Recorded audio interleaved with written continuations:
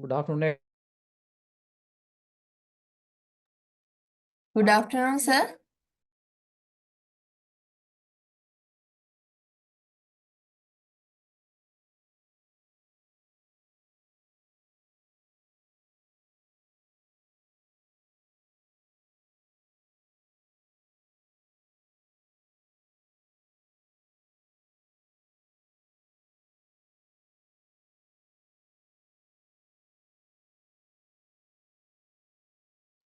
Good afternoon, sir. Can you hear me?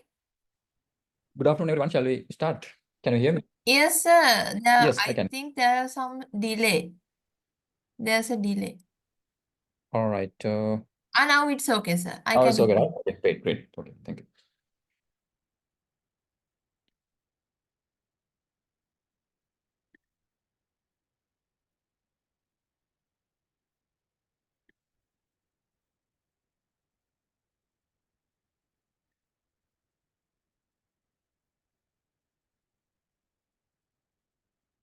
All right. If you remember, I stopped here, right? So what sort of things we discussed in last week?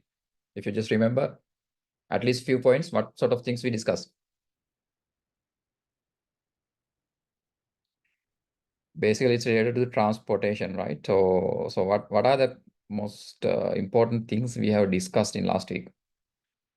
If someone can remember, at least 1, 2 points. Mode of the transport.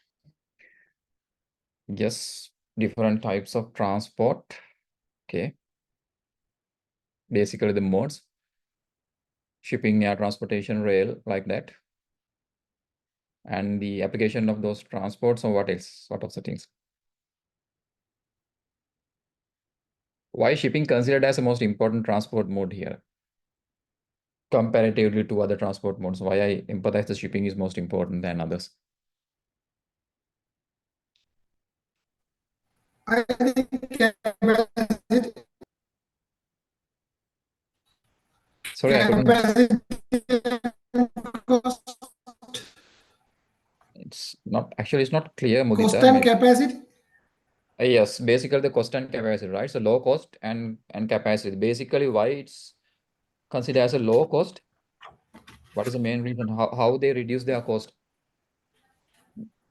From the other hand, they transport that capacity wise, the very big capacity they can transport compared to air transportation, other modes, right? So because of that volume they transport, they have get the advantage of the economics of scale, right? If you remember. So what means as economics of scale in transportation? What is economics of scale in transportation? When volume goes high, Yeah. cost would be the lower. Yeah. When volume increase, it reduce the unit cost, right? So economic of scale is everywhere, not only in the transportation, but it's basically apply in this manufacturing industry. But it's come to the service industry, especially with regard to the port operations and shipping. What happens? Let's say that you have a small ship and you have a bigger ships, right? So for small ships and bigger ships, basically sometimes when consider about the technology, ship technology, you have to use the same kind of energy, right? So even you cannot imagine that for bigger ships, right? So we call it as a mega carriers. The fuel burn for run, let's say that in shipping we measure the distance in the nautical miles. Let's say it convert to the kilometer. To run a kilometer, the fuel consumption is lesser than the car, right? So that's how they develop the technology. So rather than using small ships, if they make a bigger ships, they can transport more volume. More volume means, that the same amount of energy, that means the fuel they burn. So for unit cost, right? They can reduce the unit cost. Unit cost means with respect to the container shipping, it's for the container. For transport one container, they can reduce the cost compared to other transport modes, right? That's happened. The same thing you can apply in the road transportation as well. When you can sometimes, if let's take like this, you have to transport something from Kandy to Colombo, so you can use small size vehicles, right? So small lorries type vehicles, and also you can consolidate all the shipments and send by using big truck. maybe inside the container or something, right? So you can imagine that rather than sending small lorries, right? So let's say that you may use 5 to 6 lorries. You can use one bigger truck and send those to the Colombo. The same thing applies in the shipping as well, right? So that's why shipping lines, they construct very big ships. The ship size is getting bigger and bigger, right? So, okay. So we stop here in the cross-border transaction. Today, what I supposed to do is that I will simply explain export and import processes, right? So I'm supposed to explain export and import processes here in this lecture because it's, you know, that it will take like 20 hours to explain that both processes, right? So if you have more interest, there are some kind of, I think, short courses on that even, right? So for export and import process, it is a lengthy process. It will take much time, but I will simply explain spending like 15 minutes. So what happens in the export and import process? Is there anyone familiar with these two processes, export and import process? Anyone familiar? Yes, sir. You are familiar with that, right? Great. Okay, anyway, I will simply explain both processes. So I will share these two figures, I mean that the two diagrams as well, right? Okay, just give me 1 minute. All right, it happens like this, right? Okay, after I'll explain the basic steps what happens here when you are doing export and when you are doing imports. So then you can simply identify by looking at this diagram how things goes on. It's like that, right? Can you see this? Can you see this Excel sheet? Yes, we can see. All right. Okay. You can see in red color, this is exporter. Well, let's assume that you are the exporter, right? You are going to export something to other country, maybe to India or maybe somewhere else, right? As an exporter, you have to follow two main processes here, right? One thing, you have to arrange your physical cargo flow. That means the physical cargo movements. That is the transport arrangement. And from the other hand, you have to arrange the documentation process, right? Documentation process means you have to go through the customs and you have to go through the some kind of official, government related organization. So that is another process. So two processes have, one is the physical movement of the goods. The other one is a documentation process. So both you have to follow, right? Same times you have to arrange both processes, right? This is from the perspective of the containers, right? So containers, you are going to export containers. You know that most of the cargo you export by using the containers, even tea, apparel, whatever, right? That's the thing, right? Let's say that you are going to export something inside the container. So you are an exporter, right? You are and one most important thing, if you are a manufacturer, you need to export something. Let's say that you are a tea manufacturer. You need to export tea, right? One thing you can do, you can your company have a separate department as a export department or shipping department, right? Let's say that, for an example, let's say that Sri Lanka's maybe #1 tea exporter, let's say that Akbar Brothers, right? So they are leading, I think, in tea with respect to tea. So they may have a separate shipping department for that particular company. They will handle all the things. Otherwise, you can outsource this export activity to third-party company, right? There are plenty of third-party companies who can arrange these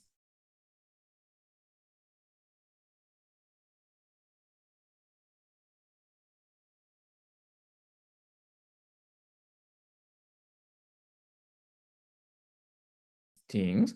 Even this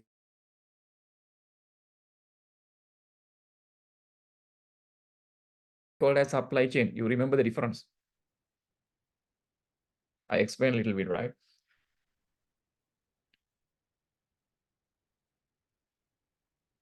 Can you hear me?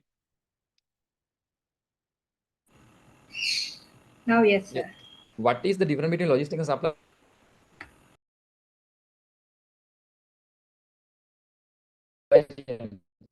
I'm asking again. I explained that, right? It's very important here. What you call as logistics, what you call as supply chain management.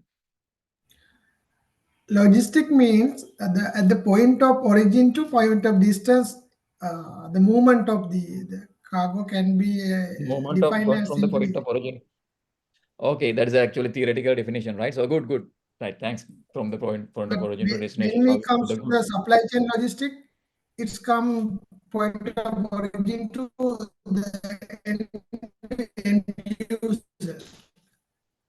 Yes, Mudda. Okay, good. It's like a theoretical definition, right? It's correct, right? So, but in practical, because we all are professionals, right? So just keep remember this. If you consider something as a logistics, it's a individual activities, right? That's what I mean, right? It's better to know the memorize this theoretical explanation, but keep in mind this as a professionals like this. If you consider as a logistics, you have to focus on the individual activities. For an example, warehousing. If one particular company focus on the warehousing, we call it company as a logistics company, right? Some companies, they only focus on the transportation, that is logistics company, right? Some companies focusing on this documentation part in export and import, we call it as a freight forwarding company. Samata halati freight forwarding companies kalala, right? That's logistics, right? Some companies, they're mainly focusing on the value addition. Value addition means that the packaging kind of thing, that is purely logistics, right? If one company, right, so they're mainly focusing on the integration of these activities from the origin to destination. That means the integration, warehousing connect with the transportation, right? And transportation is connect with the documentation process, right? If someone oversee these all activities, right? Someone trying to manage these all activities by connecting each other, we call it as a supply chain management, right? To be a supply chain management, you need to have a logistics experience. That's the thing. It's from macro view, right? How you connect each and every individual activity. That is supply chain management. Okay. But I said you can do this activity in-house if you have a separate department, or else you can hire a third party. Plenty of companies are there, like freight forwarding companies, DHL, whatever, DHL, Expo Lanka, plenty of companies are there. They will do on behalf of you, right? This exporter, first thing you have to do, you are manufacturing something, right? Let's say tea, and to store this tea, the material, you need to have a container, empty container. But basically, you need to have an empty container. So where you find empty containers? From where you find empty containers? Imports. After imports, the same will be used for exports also. Yes, you can do the imports, We unload. can take it from the logistic operators. That means the shipping lines. Shipping lines, right? So basically, you need to find a container from the shipping lines. Shipping lines, they have plenty of containers in their yards, right? First thing, you have to contact the shipping line. I'm not going in detail, right? So as I said, if I need to explain this, it will take 20 hours, right? So I will simply explain, right? You need to find a container. You have to contact the shipping line. Then you have to find a container. How you contact shipping lines? Maybe you will compare the freight rates, right? How much? Let's say that you are going to export this from tea from Sri Lanka to Iran, right? Iran is, I think, leading tea importer, right, from Sri Lanka, right? It's anyway. To Iran, you have to check the freight rates, how much they charge, right? The shipping charge, freight rate. You have to check that from different shipping lines, and you compare. Maybe you select the least one, right? Sometimes not least, but sometimes if the shipment is urgent, right? You need to have a fast transportation arrangement. So you will select the fast service, right? Some shipping lines, they have fast services. Some shipping lines, they have slow services. If they have fast services, they will charge more. If they have slow services, they will charge less, likewise. It depends. So you have to select a shipping line. From that shipping line, you can request for the empty container. So let's say that's empty container you request from, let's say that Evergreen shipping line, you request empty container. They will, and you have to pick the container from their empty container yard. You can see the empty container yards anywhere in the Battala area, Alakanda, everywhere. You can see the empty container yards. You can pick the container from there, and you bring the container to your place and you load the container, right? After you loading that particular container, you have to deliver that container on truck to the where to load on ship, right? To load on ship, you have to deliver that particular container to where? basically දැන් ship එකකට container එක load කරන්න නම් container එක කොහෙටද යවන්න ඕන? Terminal. That particular terminal, right? So to that particular terminal, let's say that port එකට කියමුකෝ. Port එක ඇතුලේ terminals තියෙනවා, right? You have to look at that. Okay, we'll discuss that part later, right? Most importantly, you cannot export anything without a permission of these two organizations. One is Sri Lanka Customs, the other one Board of Investment, right? Two organizations are there, right? Especially if you are working with the free trade zones, that particular company is under the free trade zones, and if there are any special, the special regulation, that particular company that operate especially with the permission of Sri Lanka government, or especially with the free trade zones, right? You have to go to the BOI, Board of Investment. Otherwise, all companies, you have to go through the Sri Lanka Customs. එකක් BOI through යන්න පුළුවන්, Board of Investment through යන්න පුළුවන් මේ documentation permission ගන්න process එකේ. Otherwise, you have to go to the Sri Lanka Customs, right? Okay. Without that permission, you cannot deliver that particular container to the port, right? So we will not accept. Right? If you go through the Sri Lanka Customs, let's say that same type of documentation you have to submit. Let's say that, let's focus on the customs. Customs know, everyone know, right? If you go through the customs, you have to submit some documents. I mentioned these documents here, right? Just check that. CUSDEC is most important document. CUSDEC means actually customer declaration form. This is very important document. So in that particular document, you mention every details of that particular cargo inside the container, even the cargo volume you are going to export and the value, everything you have to include. To where you ship that, who is the consignee? Consignee means the importer. Who is the exporter? Everything you have to mention that. And for export, when you are exporting, you have to for some cargo, you have to pay some kind of tax kind of things. For some cargo, you have to pay that, right? But when you are importing, you have to pay more, right? VAT and everything you have to pay. Because the thing is that when you are exporting, there's no, I think, many taxes kind of thing you have to pay. But when you are importing, you have to pay that. What is the reason? We have to promote the export. That's why there's no much restriction for the exports. So you have to prepare CUSDEC. I will just tell you the document, right? And CDM means custom, this one, cargo dispatch note.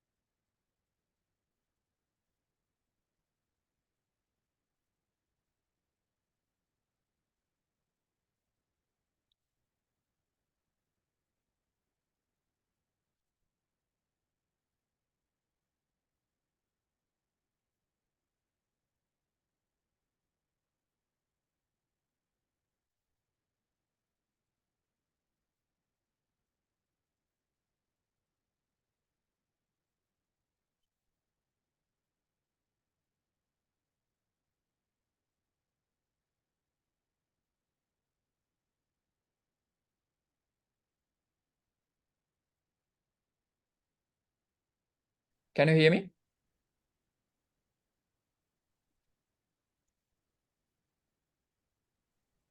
Yes, sir. Now we can hear you, sir. Yeah. Connection issue, something maybe in raining. Okay, what I means as a other relevant document, these things. If you are exporting apparel product, right? You need to have some particular certificates, right? For an example, for apparels, you need to have a certificate like certificate of origin, right? You have to get that particular certificate from the Ceylon Chamber of Commerce. right? Certificate of origin means you have to certify that this apparel produced in Sri Lanka.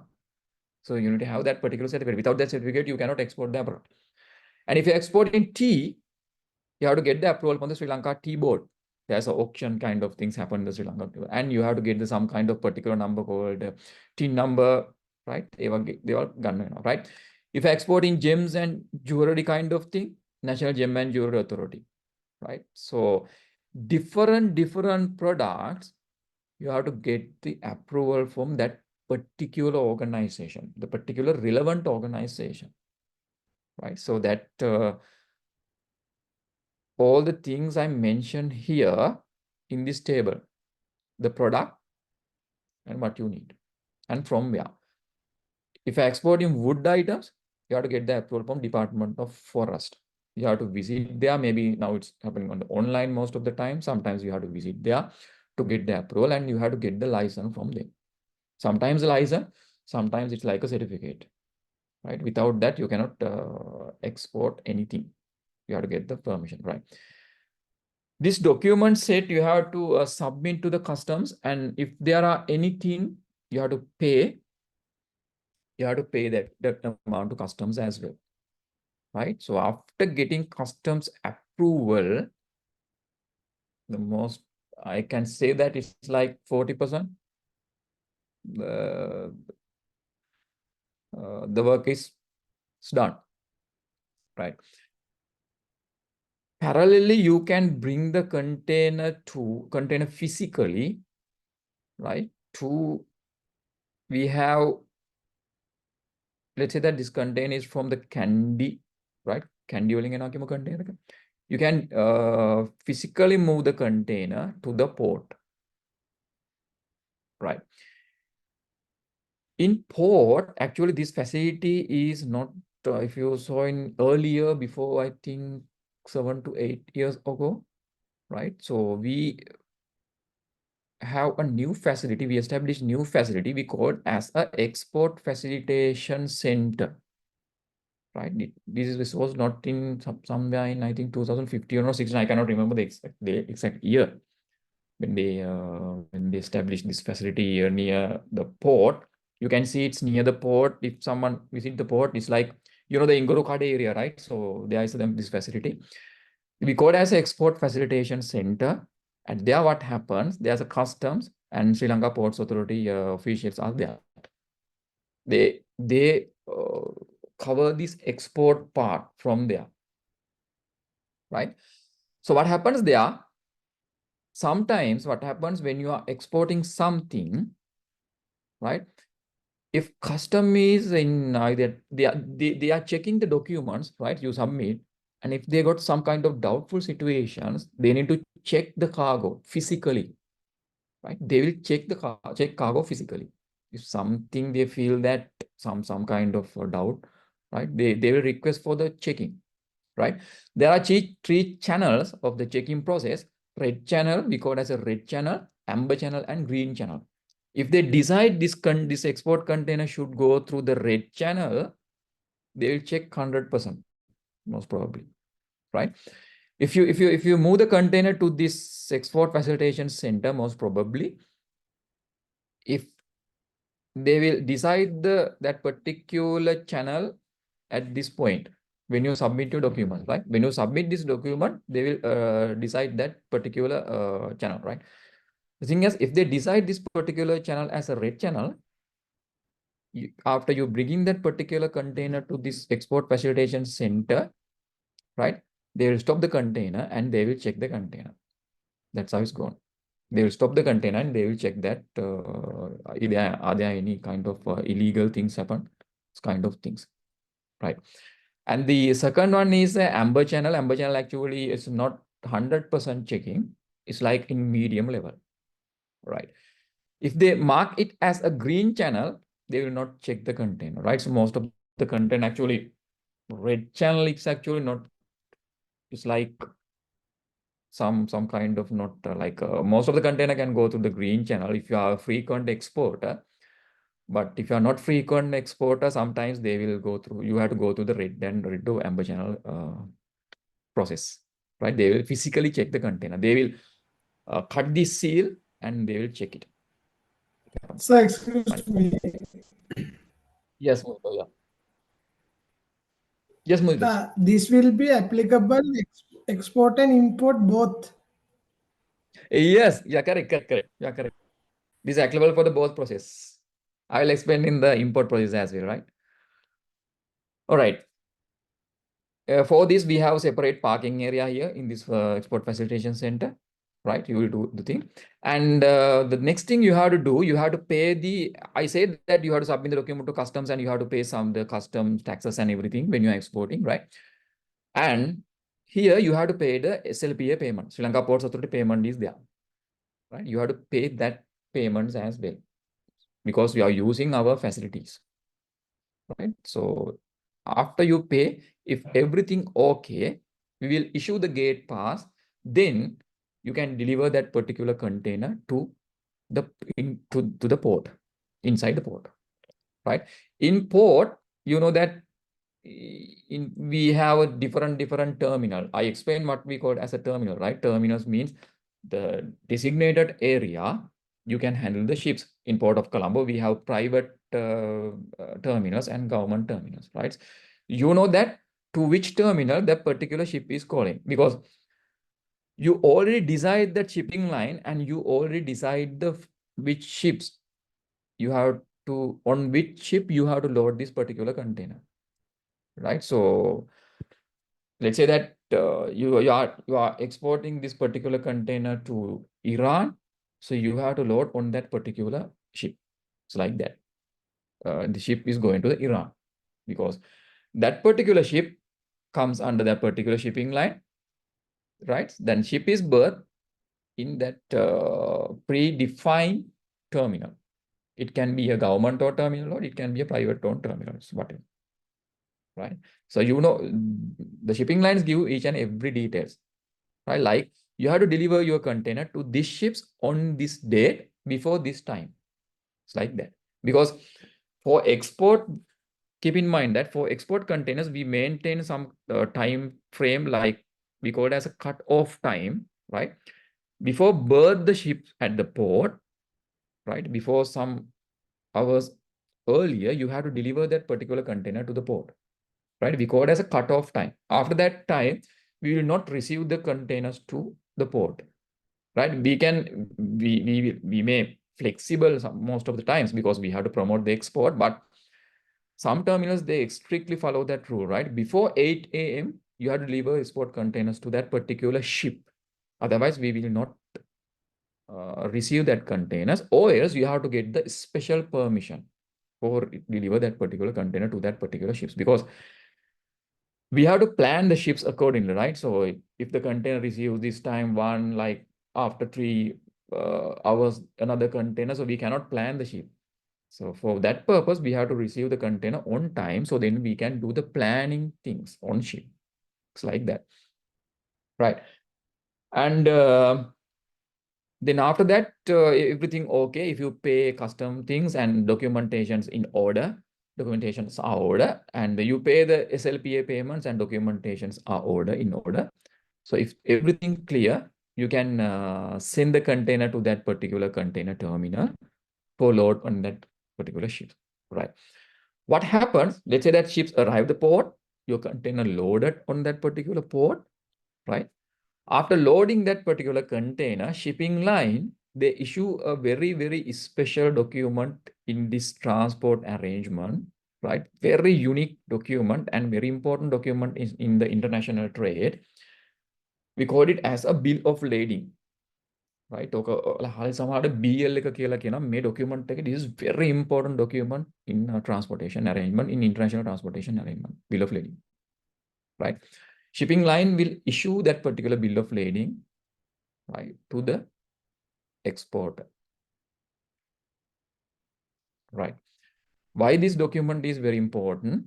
Without this document, the importer, in our example, importer is in Iran, right? He cannot clear that cargo, right? Bill of lading එක නැත්තම් cargo clear කරගන්න බෑ Iran වල ඉන්න importer, right? So then after you have to collect that bill of lading from the shipping line, you have to visit the Sri Lanka office of that particular shipping line. You know that for each and every shipping line, they have representatives in each and every country, most probably each and every country. Let's say that Chinese shipping line, right? They have representative in Sri Lanka, right? Most probably in Sri Lanka, if I consider as a company-wise, the Helis, they have many representations, right? Helis represent for many shipping lines, right? And even Hemas, they have. McLaren's, one of the company, they represent many international shipping lines in Sri Lanka, right? They are the agents. For that, they get the urgency fee, right? So now container is loaded and bill of lading issued, right? So next, you have to follow the importer process, right? Let's say that now ships leaves from the port of Colombo and she is going to the Iran, the port, the respective port, right? After she berthed at that particular port in Iran, the importer is there. He imports that container, right? The tea is there, right? What happens? Exporter, he has to send some particular documents, the set of documents to the importer, including bill of lading and invoice, right? You have to invoice, no? The value of cargo and everything, the volume and everything, including the invoice. That also you have to send to that importer. Basically, you are afraid that our courier karla document set importer yavana. It's like that, right? Importer, then he got the document. As an import, let's say that you are importer. If you don't have a knowledge about this process, you can just simply outsource that part to the freight forwarding company, logistics company. They will do it for you and they will charge something, right? As an importer, what you have to do, right? Now container is in the Iran, that particular container port, the yard, right? The container unloaded there. So they say that you go through the freight forwarder company, right? So you don't have a knowledge, then you outsource that clearing activity to the freight forwarding company. He will do everything for you, right? Same thing happens here. You have to go to the customs there, the Iran customs, right? Why you go to the Iran customs? Again, I explained you that one of the most important document as a customer declaration form, you have to prepare that custom declaration for the export and you have to prepare custom declaration for the imports as well, right? You have to here, you are importing, you have to prepare custom declaration for imports by mentioning each and every details on it.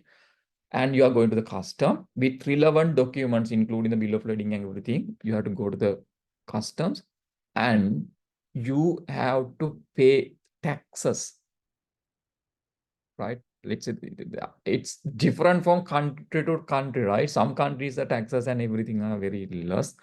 But in Sri Lankan perspective, what type of things we have to pay when we are importing something? What sort of things we have to pay? I'm asking taxes. Monada apita gewanna thina taxes wagera dewa. If I'm importing something. NBT, SSCL, Sorry? NBT, SSCL, NBD VAT. is VAT is there. That Taxes is there, right? VAT and tax. What else? and special levy. Special levy. Port and import. SSCL, Sorry? SSCL, SSCL, right? VAT, taxes, and port and airport levy. So, what other things? In addition to that, on the classification of the each commodity, you have some taxes, right? Yeah. Depending on the policies that have been formulated by the Impost. Ministry of Finance. Government, right? I forgot to tell one thing, right? Thanks for sharing that answers, right? In custom, right?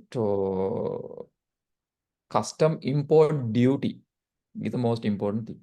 CID, right? Custom import duty is there, import duty. The thing is that how they define these things and taxes and everything for each product, right? You know that there are millions of products, right? They have for each category, they define a code. We call it as a HS code, right? HS code එක කියලා කියන්නේ, right? They have a very big book, right? So you can just Google and you can see the HS code synchronization code or something, right? HS code කියලා shortly කියන්නේ. For an example, let's say that T. අපි T කියන category එකක් ගමු. T, you know that there are different types of T, right? I have no idea about that different types, many types, I don't know, right? Let's say that black tea. For black tea, even black tea, they have different grades, no? For different grades, they have different HS codes. Apparel, some kind of chemicals, they have different codes. A code දෙකට තමයි tax එක ගොඩක් වෙලාවට ගහන්නේ. Right? They check the product, right? That's why you are submitting the document related to the product to the customers. Through that, when they go through that, they identify the product, which HS code they have to use for these taxes and kind of thing, calculate the taxes and kind of things. Right? Maybe sometimes they will physically check. Right?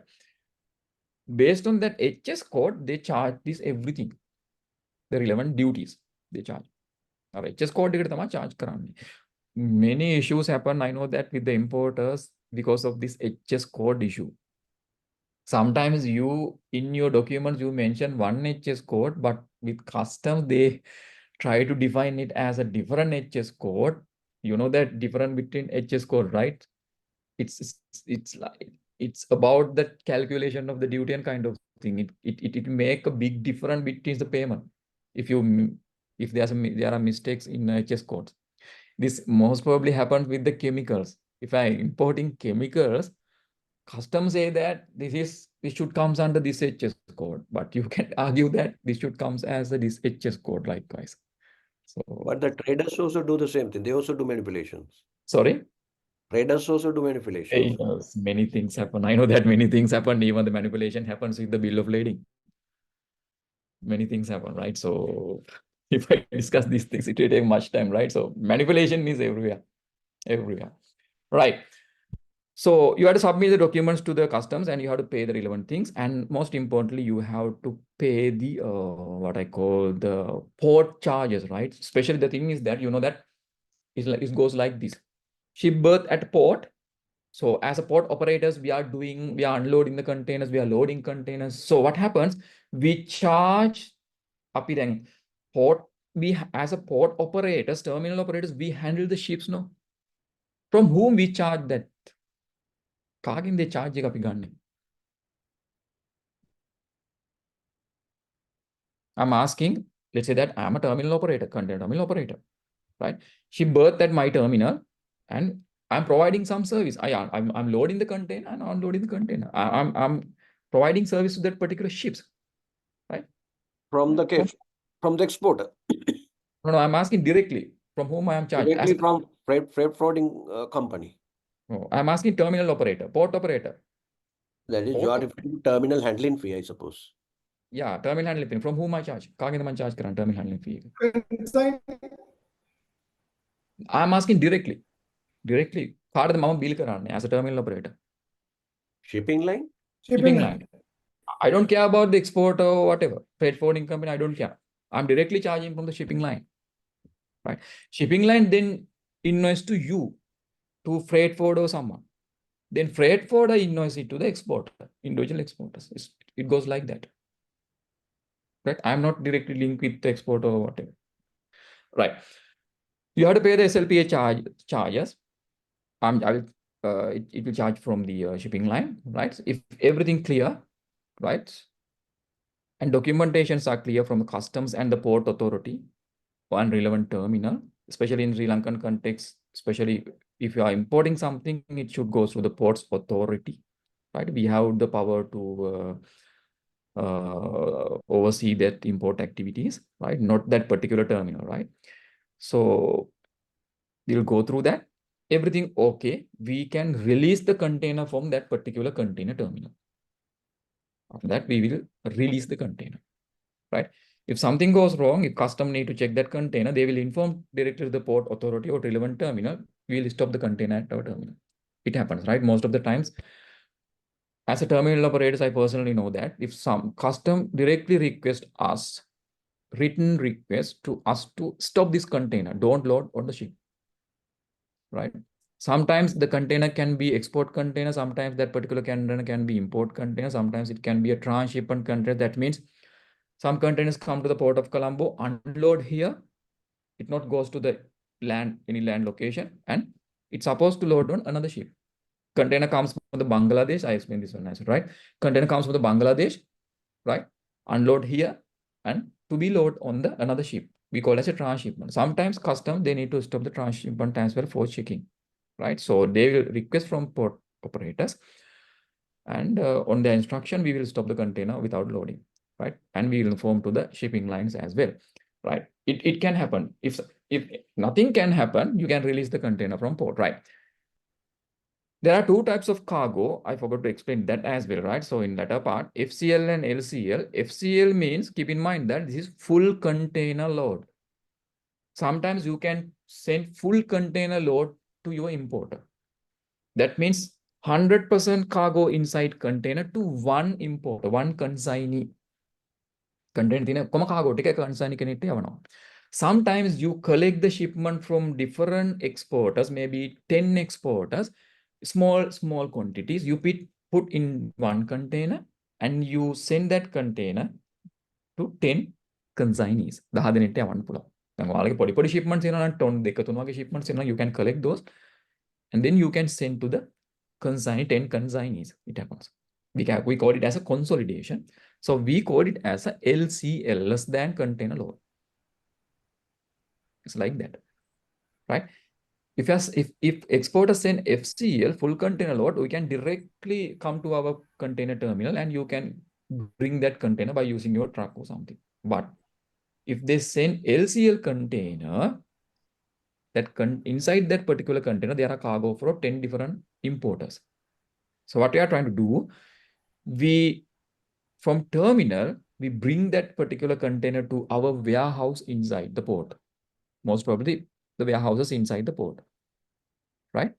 And we unload that particular container inside the port.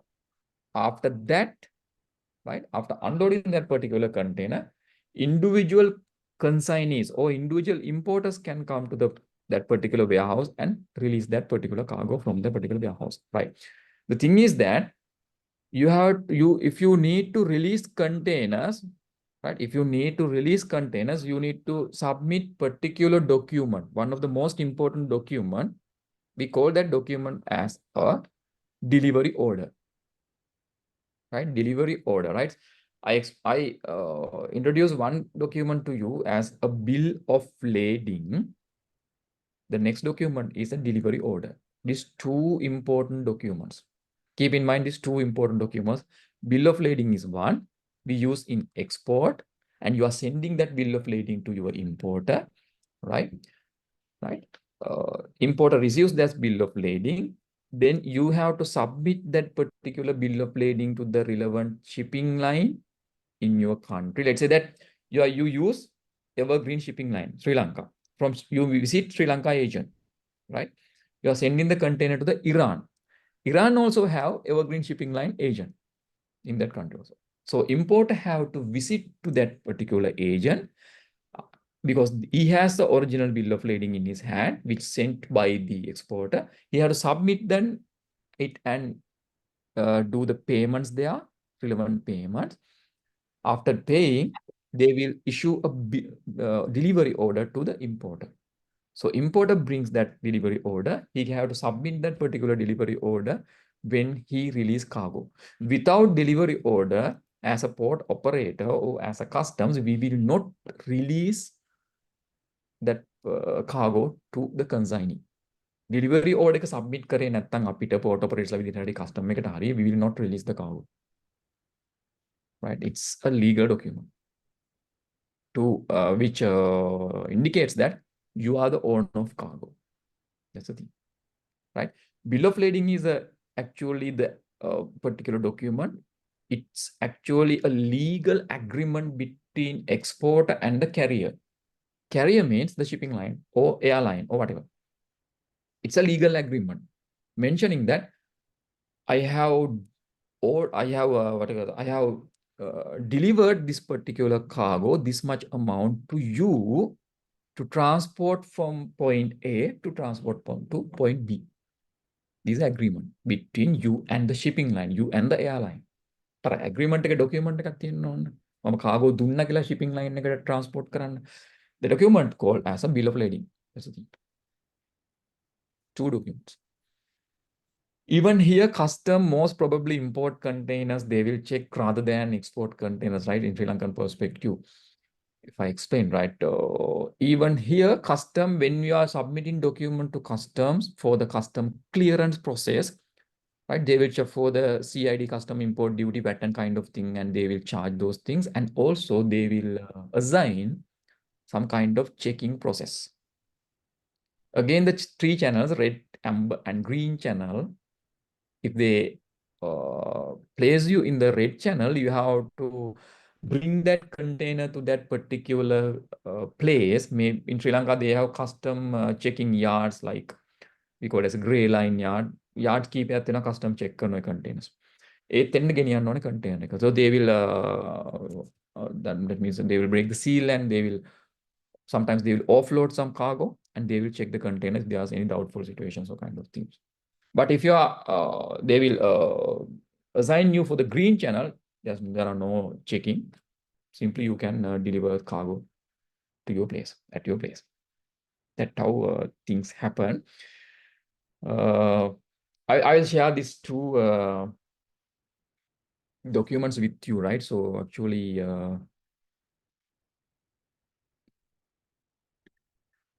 I think you got some kind of idea, right? What happened with the experience? Yes, you can ask. Yes, you can ask. Yes, Muddu. I cannot hear you, right? Clearly.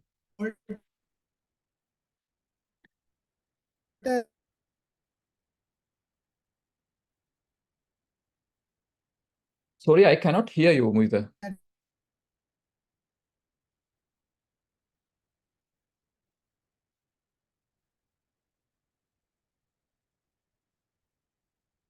I cannot hear you, right? So maybe you can just message the question in chat box. Please message the question, right? I'm not clear. Okay. Okay. These things I explain and I put in the slides for your understanding, right? Contract of carriage, right? So this is about the bill of lading, right? So you are making agreement with your carrier. Carrier means the shipping line, airline, or whatever. It can be a rail transportation mode as well. You are making agreement with them, indicating that you are delivering, you are hand over your goods to that particular transport mode to transport that particular cargo, the volume from point A to point B. Right? This is the agreement. For this agreement, we call it as a contract of carriage. Cargo ටික ගෙනියන්න agreement එක තියෙනවා. So we call it as a contract of carriage. The document we call it as a bill of lading. Right? So it in that document is clearly mentioned to from which point to which point you have to deliver the cargo. Right? And the date, time, and who is the shipper. Shipper means the exporter. Who is the consignee, his address, and the particular cargo volume you hand over to the that particular shipping line or airline. Everything mentioned in that agreement, right? So that's what we call as a agreement. The document we use, we call it as a bill of lading, right? In shipping, the thing is that, let's say that it's like that. Sometimes this type of things can happen when cargo transport by using shipping line or airline or whatever the transport mode, cargo can be damaged sometimes, and pilferage kind of things can happen, right? Damage means it can damage by, let's say that the physical damages can happen. Sometimes the cargo can be spoiled. For an example, if let's say that you are transporting some meat kind of thing, right? Cut flowers kind of things, right? So it can be spoiled sometimes, right? So it also can consider as a damage. These things can happen, right? And due to weather conditions, cargo can be damaged, cargo can be delayed, right? Many things can happen, especially with this shipping transport mode on the sea. Many things can happen, especially cargo can be delayed, right? If something happens like this, what to do, right? So it's between agreement between the exporter and the that particular shipping line, right? What to do? Everything mentioned in that particular agreement, right? If there anyone use bill of lading එක use කළ දෙන්න කවුරු හරි දැකලා තියෙනවද අඩු ගන්න at least Yes. yes, this one, right? This is actually I put some example of the bill of lading. This is a evergreen line, right? This is a shipping line, right? They So we can't issue a see the bill of lading. screen. Sorry, give me one Please minute. share it, we can't see it.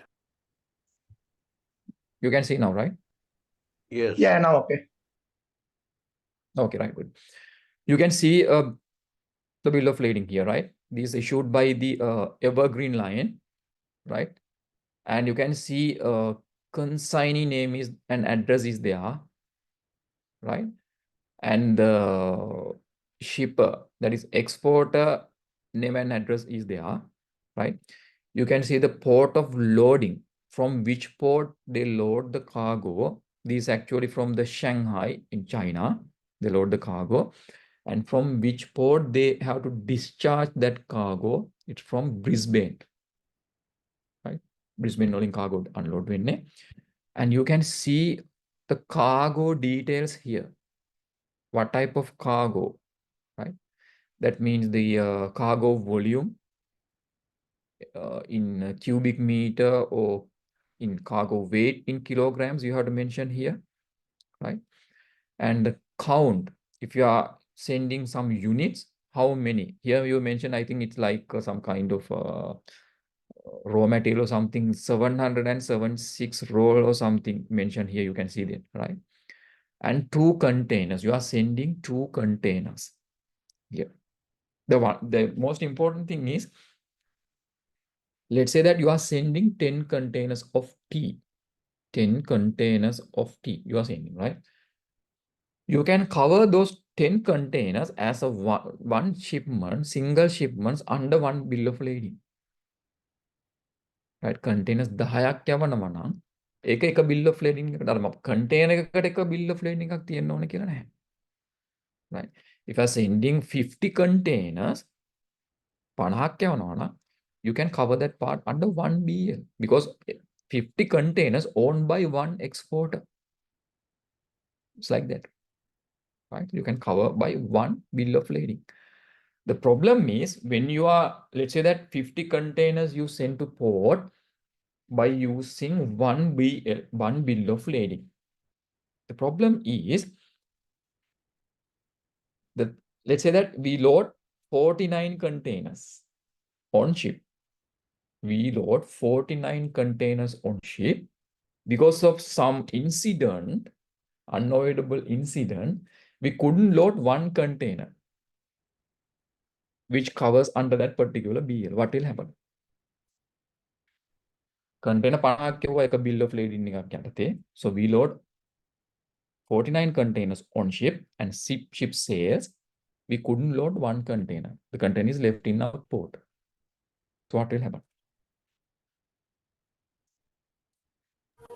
Consignee will not be able to clear the cargo because of the Yes. BL Yes. differences. Yes. You can see here that they mention in bill of lading, they mention the number of containers you cover through this bill of lading. The consignee, he only received the 49 containers and custom will check only 49 containers available. But in the bill of lading, it mentioned as a 50 containers. What happened to that container? They will doubtful that maybe some illegal things happen. Likewise, they will question you, right? So that's the problem. Who bears the responsibility if that is the case? Is it freight forward company or shipping line? Shipping line. It's basically shipping lines. Or else it's a problem with the container terminal operator, we have to bear that. That's the thing. Terminal has to bear it up, right? It's like most probably shipping line. They are responsible for that because it's agreement between the shipping line and the what I call the exporter. No, Hmm. if that agreement terminal is not there. That's the thing. Yes. Right? 90% shipping line should be alert. Most probably it happens. I know that let's say that you are sending something from the let's say China to Europe, maybe to the Netherlands, right? Cargo can be transshipped maybe in 5 to 6 places. Cargo can be unloaded in Singapore and you are loading on another ship. Cargo can be unloaded in the Colombo and you are loading on another ship. Transshipped, connecting ships are there. So if you are sending 50 containers from China to Netherlands, Rotterdam, let's say that, each and every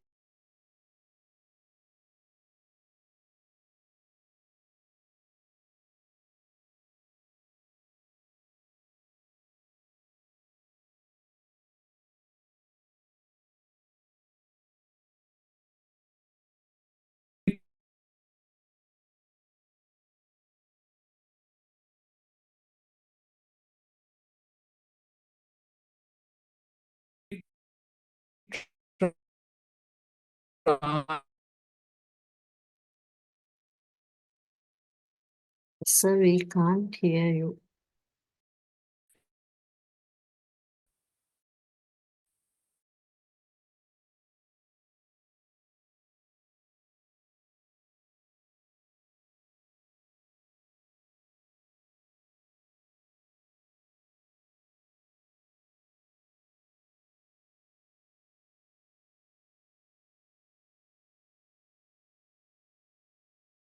Did you hear my question, right? So I ask, let's say that the exporter send LCL container, right?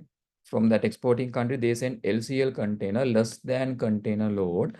Inside that particular container, you have a cargo for 10 different exporters, right? Cargo for 10 different exporters. So what about the bill of lading there? How it happened?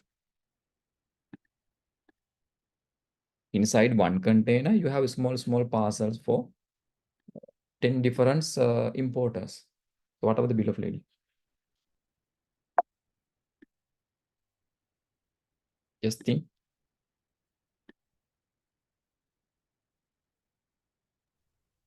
All should be individual, sir.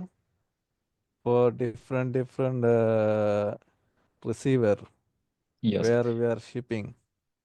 Very good. All should be for individual shipments, right? The thing is that for clear the container from the port, they have one bill of lading. We call it as a master bill of lading. මුලින්ම container එක clear කරන් ඉන්නකොට port එකේ, right? They have to first clear the container from the port. We have a master bill of lading, right? And inside the container, you may have 10 parcels for 10 importers, right? They will issue another sub bill of lading. We call it as a house bill of lading for individuals. So excuse me. Yes. Yes, Muthu. Then normally the exporter will address to the consignee as the bank. Then I think no problem with that. Yes, I heard part of your question, the answer, right? So normally he addressed directly to the consignee. So then there's no issues, right? So individually they can issue a bill of lading, right? It also can happen, right? This is actually a bill of lading of the actual. We are not calling this as a bill of lading. This is called as an airway bill. We use for the air freight. If you air freight the cargo, we use the same purpose, right? Same type of document, but we do not call this as a bill of lading. We call it as an airway bill for the air cargo shipments. Right. The thing is that the comparatively to the is Air Canada, right? So each and every airline they have these facilities, the cargo facilities. So they have each and even Sri Lankan Airlines they have this cargo facility. The problem with not problem, but the difference between this shipping and the air freight is that even in the documentation process, even the cargo arrangement process, the problem is in air transportation you have to be, I mean that you have to be quick. right? Because with limited time period, you have to arrange everything, even the documentations, because transit time is very less compared to the shipping. The shipping, it will take 2 weeks, 3 weeks, maybe 1 month. But with air transportation, it's speed delivery. Even documentation process should be streamlined. That's the thing. That's not all right. In this process, basically we use one of the most important terms, right? Actually, we call it as international commercial terms, right? Basically, in short form, we define it as Incoterms, international commercial terms, or Incoterms in short form, right? This actually introduced by the International Chamber of Commerce and the UNCTAD organization in 1990s. The thing is that that exporter is there and import is there. I can say that seller is at one side and the buyer is at one side, right? Seller and buyers, they are in international trade in the cross-border transaction. The problem is how you share your responsibilities. That's the problem, right? It's true that in between seller and buyer, there is a transportation arrangement is there for sharing that responsibility in between the seller and the shipping line or airline. You have agreement we call it as a contract of carriage, and the document we use as a bill of lading is there. But the problem is seller and buyer, right? So both parties who share this part in this process. This is a chain of exporters point to the importer's location. You are sending something. It's maybe from China to Europe. You are sending something. It's a lengthy process, right? Who is responsible for this process? Is it seller or it's buyer? මේකේ responsibility එකක් ගන්න එපා. චීනෙ ඉඳලා මොන හරි මොකක් හරි export කරාට පස්සේ it's go to the Rotterdam or somewhere in the Netherlands. So who is responsible for the China to this part? Actually, it is depend on the payment terms. Those who got the order on the CIA basis. Yeah. That Yes, that's what I want to explain, right? Okay. To share that responsibilities, I mean that clearly, right? At which point seller is responsible, at which point buyer is responsible. To share that clearly in between seller and buyer, they define commercial terms. We call it as Incoterms, international commercial terms, right? These are the terms. How many terms you can see now, right? It's 11. Right? You can see, so it's 1, 2, 3, 4, 5, 6, 7, 8, 9, 10, 11. 11 Incoterms are there. This defines what Incoterms you are going to use, right? If I show you, let's say that maybe, yes, it should be, I think it's deleted or somewhere, right? When you are making agreement with seller and seller, they say that you are sending something and buyer is there. When you are making agreement for that business, you have to define this term first. Which term we are going to use in your transaction, right? Like that. Let's say that you are, for an example, for a practical example, you're working for the manufacturing organization. You are manufacturing something. For manufacture that particular item, you have to import some raw materials from somewhere, right? Then you have to find suppliers. Let's say that you are doing the procurement, right? Procurement related master, right? It's procurement. It's very important in the business procurement, right? So when you are procuring something, right, that means that you are dealing with the suppliers, no, right? He is the seller, you are the buyer, right? When you are dealing with the suppliers, clearly you have to define that which term you are going to use. As a supplier, until what point he is responsible. As a buyer, I'm a manufacturer. As a buyer, from which point I am responsible for this process, in this process, right? Okay. You can see this Incoterms, the first one, and this is the chain, right? This is the chain. This is I mean that from seller's point to buyer's point, you can see the seller, this is the manufacturing location. This is a manufacturing location. He manufactures something and he truck that particular product to the port, right? And from port, they are loading that cargo on ship or aircraft. And from that loading port, we call that port as a loading port.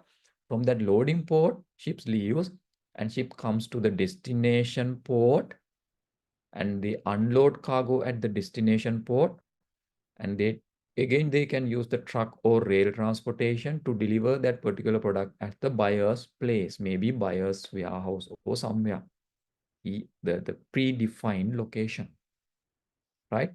You know that from loading port to the destination port, let's assume that we are using shipping, use a shipping line, right? In that part, which document we use?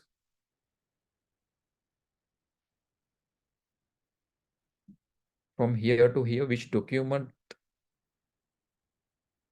we use? BL. Bill of lading. OAV bill. OAV bill. If you are using the air transportation, you can use the air transportation. But the problem is it's between the seller and this party, right? ARV bill. This agreement. They are responsible for that, right? Okay. Anyway, from the seller's point to the buyer's point, this is how you share your responsibilities with respect to the each and every Incoterm, right? If I explain this first one, EXW, we call it as a X works, right? X works, the abbreviation X works. You can see here the green color represents the seller's obligation, right? That means the seller is responsible. The blue color represents the buyer's obligation. That means the buyer is responsible. He is responsible. And this mark, right, is this mark, the black color mark, this mark is a transfer of risk. At this point, the risk transfer to other person, right? If you focus on this X works, you can see it end, the seller's responsible is transfers at this point to the buyer. One point taken seller responsibility of pass any buyer. Sir, the responsibility I am not clear means about responsibility. Yes. Yes, you can you repeat the answer? It's The not clear. thing is, apart from the goods, the lines used to, the containers to load the goods. The responsibility goes to the both the goods and covers as well. Yes. If you have discussed in depth, right?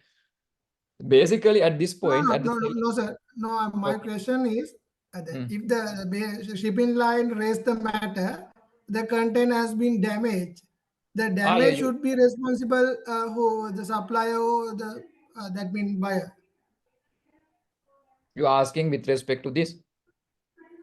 Yeah, I'm not asking about the goods inside the containers. What the damage has happened on the container, whom will be responsible? You are asking damage if damage happened to the container. Yes, sir, Right. yes. It's like that. If damage is like that, if damage happens by the first carrier, let's say the trucking company, right? The trucking company is responsible, right? If damage happens at the port, when we are handling by our cranes, we are responsible, right? So if they found, we have to pay to the shipping line then, right? If The it happens damage happens through the transit time, whom will be responsible? in this point, you are asking this point. Meantime, Transit point means the seller and first carrier transit time, transmit point. yeah, You the asking? shipping time. Yeah, Shipping movement time. of the ship. Like that. It's like that. It's like that. It's it's problematic. I know that part, right? That's why you're asking. I think if something happened to the ship, right? I will answer to the question at the end of this slide, right? I will answer, right? Okay. It's contradictory question you're asking, right? Okay, I will ask that question. Okay. Just give me time to explain this, right? FCA. In next Incoterm, you can see that, you can see clearly from this Incoterms what happened gradually. You can see from this one to this one, the seller responsibilities expanding from here to here. MQA. If you check with the X works, this Incoterms, the seller responsibility is stopped here and transferred to the buyer, right? It goes like this. And in the last one, you can see that seller responsibility is up to this point at the buyer's place, right? It extend. පළවෙනි Incoterm එකේ ඉඳලා අන්තිමට යනකම් අර responsibility එක extend වෙවි යන්නේ. Seller responsibility. Right? In this case, in X works, you can see the buyer responsibility is higher than the seller responsibility, but gradually buyer's responsibility is declining. This is increasing. Seller responsibility is increasing. That's how it's they arrange this, right? Okay, X works, what happened? In next goes to the FCA, free carrier. What happens? What is the transfer point of risk here in the second one? At which point? In X works, actually inside in the factory or place where you do the packaging and loading the container. What happens to the FCA, free carrier? Which point you transfer risk from the seller to buyer?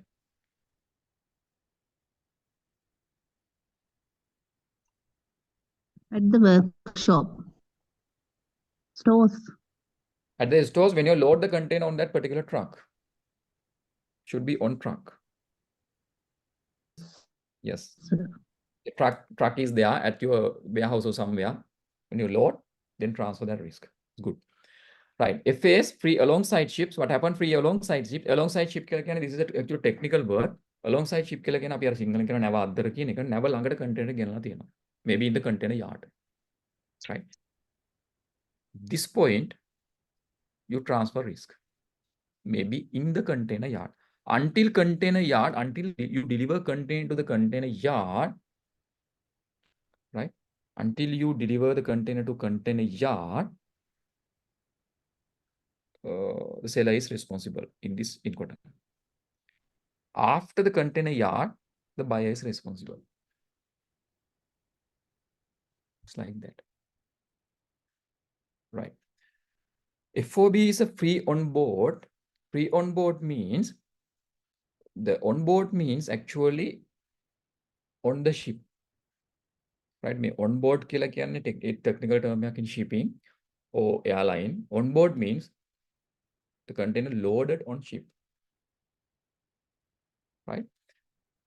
If you're using FOB, until container loaded on ship, the seller is responsible. After loading, the responsibility passed to the buyer. It's like that. Right. In CFR, cost and freight, what happens? Right? At which point you can see the transfer risk. Port of destination or port of loading.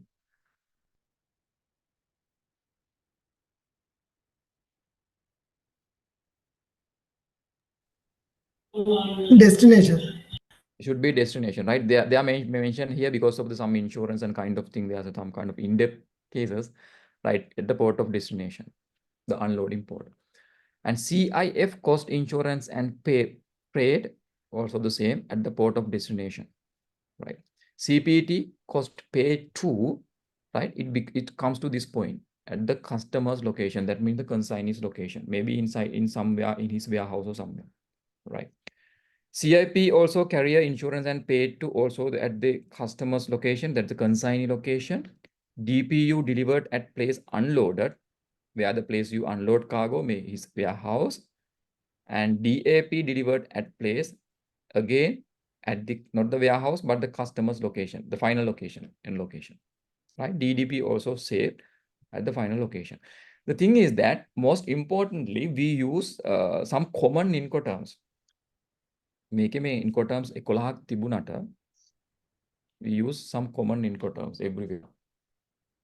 Anyone know what type of Incoterms we use in everywhere? We have 11 Incoterms, but we are not using these all 11 Incoterms. We generally use some 2 to 3 Incoterms. DDP. DDP use 1 sound, but what are the Incoterms we use? I mean, the most frequently. XOX, sir.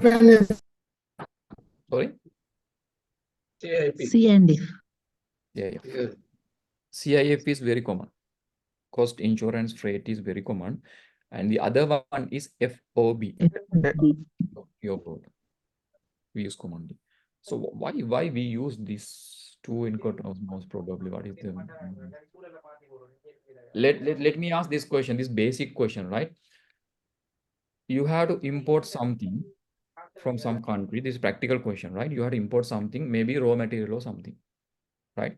If that particular seller is a new one to you, he's a new one to you, alut kenek, supplier, right? If he's a new one, what type of Incoterms you have to use? How you share your responsibility? If that seller is the new one, who should share the majority part of the responsibility?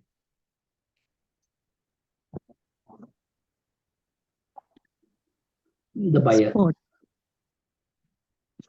Sorry?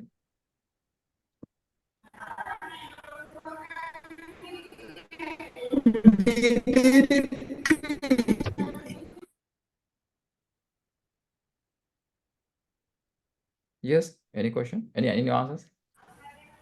If it is new seller, there will be a risk of Okay. getting the goods from the new seller. Then if we need to minimize the risk, we can go to the DDP. Yes. Okay. You are saying that if he is a new seller, new supplier, right, we shouldn't give him a responsibility. That's true. Or you are giving the responsibility to him, the most responsible. We are giving responsibility to the seller, but most of the time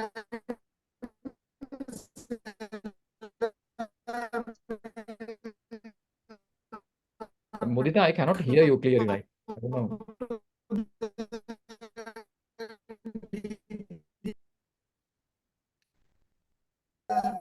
He will not aware about the custom duty and all.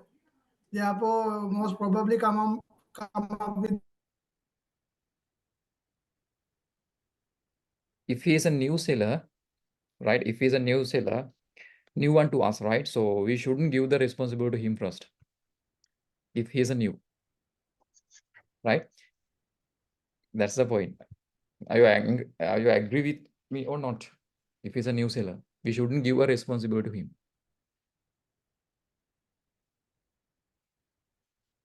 Are you agree or not with me? Seller alut kenek nang, supply alut kenek nang, we shouldn't give responsibility to him first. Initially, like agree then arguments. We have the argument. Okay. Yes. So the seller is a new one. Okay. The seller will be free from. Let's say we have the getting the order under the FOB basis. Under the FOB basis. Mudita, I cannot hear you clearly, right? So I don't know. Mudita, can you hear me? I cannot hear you clearly.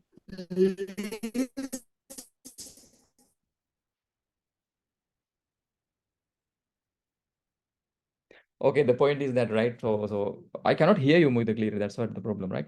The thing is that if the seller is supply is new, the problem is if we gave some kind of authority to him, he decide everything, right? Even the freight rate he decide, right? Even the shipping line he can decide, right? There's a risk of that. If his supplier is with us for some kind of, let's say that 3 to 4 years, he's a frequent supplier to us. We know that, right? We know that. So then we can move to this kind of this level of I mean that the top level of let's say that Incoterms, Xworks kind of things, right? If he's very familiar to us, right? He's not familiar to us, it's risky to use and risky to give more authority to him because he will decide everything we don't know, and he will charge, right? We don't know what shipping line he select, right? That's the thing. Right? If you got the control over, you can select the shipping line. They say that if you are buyer, right? So they say that he's a new guy, new supplier. As a buyer, you should have a more authority in this case. You more authority in controlling this process. Then you can decide the shipping line, naming everything. After getting familiar, you can reduce your responsibility gradually. That's the thing, right? This happens most commonly. You may have some argument, but the thing is that the risk with new supply and the frequent suppliers, right? In FOB and CIF case, you can see that in somewhere in the middle point, we transfer the risk is like 60% to 40%, 55% to 45% risk sharing. So the reasonable part goes to the seller, and reasonable part goes to the buyer as well. Both risk sharing. So in that case, majority part is not going to the seller or buyer, right? So this is that true cost CIF and FOB, right? And you can see the company, and this is shopper, right? So this is the consignee in one side. What happens in the CIF, the seller is responsible for cost liabilities until buyer receives the goods. The seller is, let's focus on this one, right? The seller is responsible for cost liabilities until buyer receives the goods in CIF, right? What happens with the FOB, free on board, the buyer, not the seller, is responsible for cost liabilities once goods are shipped. Who is responsible in FOB? Who is responsible for cost and liabilities in FOB? The receiver, The the buyer, importer, the seller. The buyer. buyer. What happens with the CIF? CIF, it will reach until the end port, let's say it's a Colombo port. So all the clearance, everything we have to consider from our side. From your side, right? Yes. There's a slight difference between these two, right? In practically, but if you theoretically see that, you cannot see much difference between these two, but practically there's a difference, as you say, right? Clearly, you have to select which Incoterm you have to use. Most commonly, as I saw, they use CIF, FOB, and sometimes I saw DDP and Xworks Incoterms also in use, but carefully it depends. Maybe you will do this part in procurement in detail, right? So I'm responsible for do this transportation part, and you will focus on this in the procurement or somewhere in detail. Based on your supplier, based on the cargo you are importing, so you have to select that suitable Incoterm, and also based on the economic condition of the country, economic situation, those factors also affect this, right? The situation of the global trade.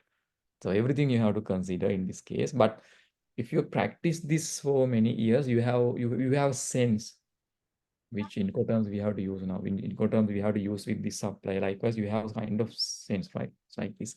All right. It's 3:30, right? So you will have a break now, no? Better to have a break now and 20 minutes break, okay? Or 15 minutes.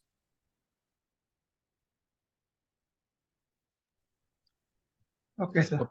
Okay, we can meet at 3:50, right? Just let's meet at Okay. 3:50, right? Okay, right. Great.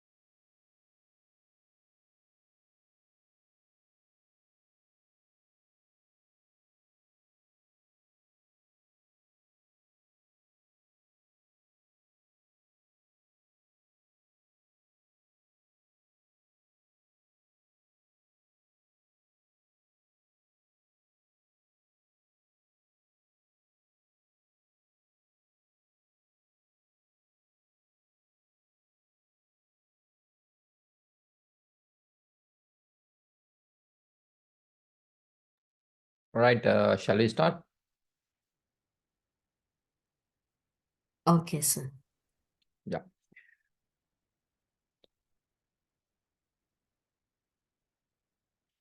So we will start with this new note. Actually, in previous one, I had a few slides, a couple of slides to finish that lecture. I will do that slides in the end of the my next lecture as final, right? So we have discussed about that supply chain flows and kind of thing. So we will discuss in the next lecture. All right. So in this, I think you got this tune, right? You Yes, got this sir. one? Yeah. Got Okay. it. Great. Great. We'll discuss about transportation. Further, we'll discuss about some kind of transportation arrangement. This is about the transportation execution and control, right? So how you execute the transportation and how you control things. That the thing. The most importantly, we discuss many things about the different type of transport arrangements and what type of documents we used in transportation. And I discuss about some kind of cross-border transactions and how transport involved in that cross-border transaction process, right? So those are the things you have to identify under these parts. And further, we will discuss about how you plan and execute the transportation thing. We will discuss some kind of examples from the shipping industry as a dominant transport mode in the cargo transportation, right? In here, basically to manage the transportation, we use actually we can code as a specialized software, right? So why we use this specialized software? You have, if you are using the transportation, you have to plan that transportation first. And after planning, you can do the execution part, right? So first thing, you have to plan your transportation, then you have to execute. While you are executing the transport management, you have to do, while you are executing transport arrangement, you have to manage that part, and also you have to optimize, right? As a transport operator, what you are trying to do, you are transporting something, you are facilitating for someone to transport their own cargo, right? You are not the owner of cargo, but you are facilitating to your suppliers. Even last week, I showed you some kind of air transportation. Excuse me. Yeah. Yeah, the sir promise to solve that problematic the things what we discussed during the transit time with regarding the shipping. Yes, that one, transit time. Sorry, I forgot that. Mudita's question, answer to this. Mudita's question, if something goes wrong with the while transporting by ships, right? Or aircraft. Let's say that ship sinks. Right? While transporting, අපි හිතමු ship එක sink වුණා. ship නැව ගිරුණා. නැත්තම් ship එකෙන් containers මුහුදට වැටුණා. So who is responsible? You asked that, right? You asked that part, right? Mudita? Mudita, you asking that question, right? Yes, yes. Yeah. There's a one term called, actually in contract of carriage, one term called, we call it as act of God. Okay, rules, conventions, how big rules and kind of thing. There are many conventions are there. At that convention, these decide, there's one particular rule as an act of God, right? දෙවියන්ගේ කැමැත්ත වගේ දෙයක් එතන අදහස් කරන්නේ. So in that No, case, sir. Shall I elaborate that? yes. Yeah, now we used to stop the cylinders inside the container box. Okay. But when we place the order at the CIF price, the customer will be responsible till the port of destination for the goods. But sometime there may the container damage, the container boxes are damaged. Then whom will be responsible for container damage during the transit time? Oh, during the transit time, you are saying that during transit time, because God damaged the cylinders to you, right? Not cylinders, container boxes. Boxes are damaged because of the cylinders. Because of the cylinders, then you have to check that how they stuff the cylinders, right? There may be a stuffing issue. Then you have to check with the export or someone. Because of the stuffing issue that can happen. No, inside. I'm saying that inside the container. Movement of the ship, cylinder No, may no. roll here and there. No, no, if it happens with the movement of the shipping line, is never responsible for that. Right? Even the container lost in the sea, shipping line will be not responsible for that. That's why I want to empathize with you. නැවේ යද්දි මුහුදේ මොන හරි වුණත් shipping line එක responsible වෙන්නේ නැහැ. The answer for that question is responsible. Is the responsibility goes to the shipper? That means because of the poor Yes. stuffing. Poor stuffing. Definitely it's poor stuffing. Okay. Shipping line will not responsible for that, right? I know that some containers are fall into the sea, but shipping line they will not responsible. That's why you are doing the insurance part. You have to- Normally, there is a trend. The shipping line make the raised. Their container box has been damaged. But damage is not the fresh one. The older damage is going to recover from the consign. That is a matter. Oh my God. The thing is that, let's say that if damaged container found in the container yard, they say that in Port of Colombo, right? So shipping lines, they're requesting some kind of evidence from the terminal, right? So whether terminal damaged that or not. What we try to do as a terminal operators, when we are unloading the container from ships, we check for the damage. If you found the damage, we just issue a report, damage report. This container while discharging it got damaged, right? Then terminal will not liable for that. But the thing is that when we found some container in the yard is damaged condition, and we found that we not found that particular damage while we are discharging, maybe something goes wrong in the yard, maybe equipment hit with that particular container or something, right? So in that case, as a terminal operator, we are liable to the shipping line, and that particular damage we estimate and we pay to the shipping line through our insurer. I think shipping line, they may charge that particular amount from you. That's what I think happened. But we have given the SOP with regard the shipper. At the time of loading, they need to be taken photo. At the time of discharging, we used to take the photo. Yes. Then assign the joint server. Okay. Once the shipping line raised the container damage to the consign, we used Yeah, to Mudita. Yes, very good, very good. I will give you my number to you at the end of the lecture. Just give me a call, right? Okay, sir. Okay, thank you. Okay, then we can solve this question. Otherwise, it will take much time. So it's like there's some kind of practical question happened to you, right? The base generally what happens, I said, right? Shipping line, they will not responsible while they are something goes wrong with while they are transporting, they will not responsible. Even to fall the containers to the sea, right? It's based on the act of God. Container delay unat. For an example, let's say that container, they are shipping container from some port, and they expect to transship that container in the Port of Colombo. Because of the issue in the Port of Colombo, they bypass Port of Colombo and goes to the somewhere in the Middle East post. So shipment delayed, no. Shipping line will not responsible for that. Act of God. Right?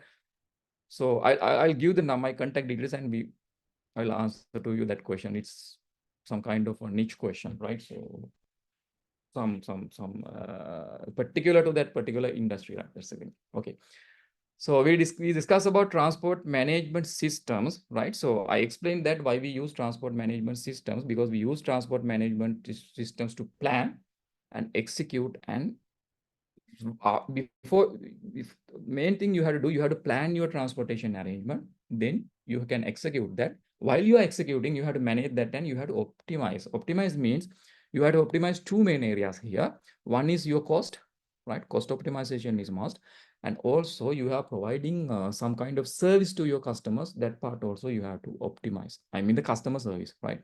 That's the thing. That's the basic the features of the transport management systems. So we have different softwares for that.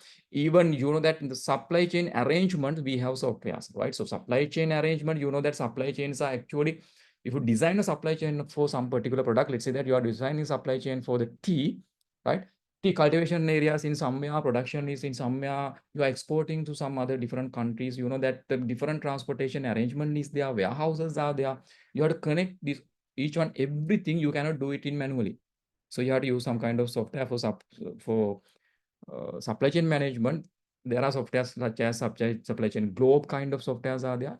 You have to do that. Even the transport management, you have to use some kind of softwares, right? So with softwares, you have to arrange. Basically, if you are managing a truck fleet, I mean, at least you are managing fleet of trucks, you have to use the GPS, right? GPS system. Special design GPS systems are there. You can use that part if you are managing the truck fleet. So what about the shipping lines and airlines, right? So think shipping lines, maybe the bigger shipping lines, they have to manage 700, more than 700 ships, at least more than 500 ships with some shipping lines, big shipping lines. So in that case, so definitely you have to use the some kind of software, right? That's the thing. Is in fleet management. So these are the key functions of transport management systems. Of course, they are planning. They help you to plan. Plan means especially routes. So how you plan your route, right? If you are planning to start, right? If you have a proposal to start a new shipping service, maybe from Africa to China, first thing you have to identify which route you are going to use, right? How many ships you are going to use, or everything you have to identify, right?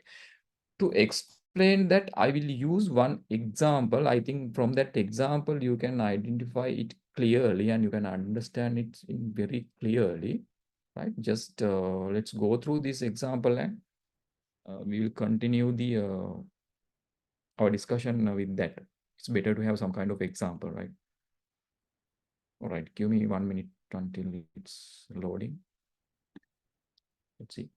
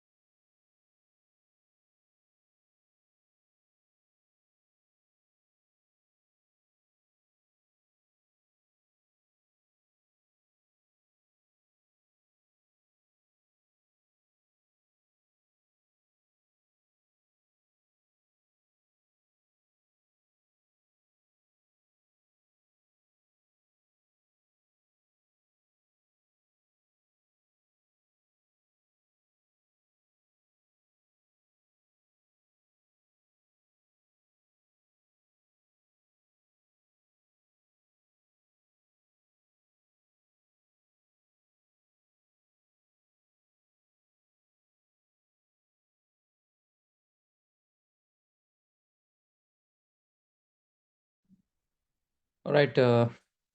You can hear me, right? Sorry about that. Some kind of technical issue, I think, right? Okay.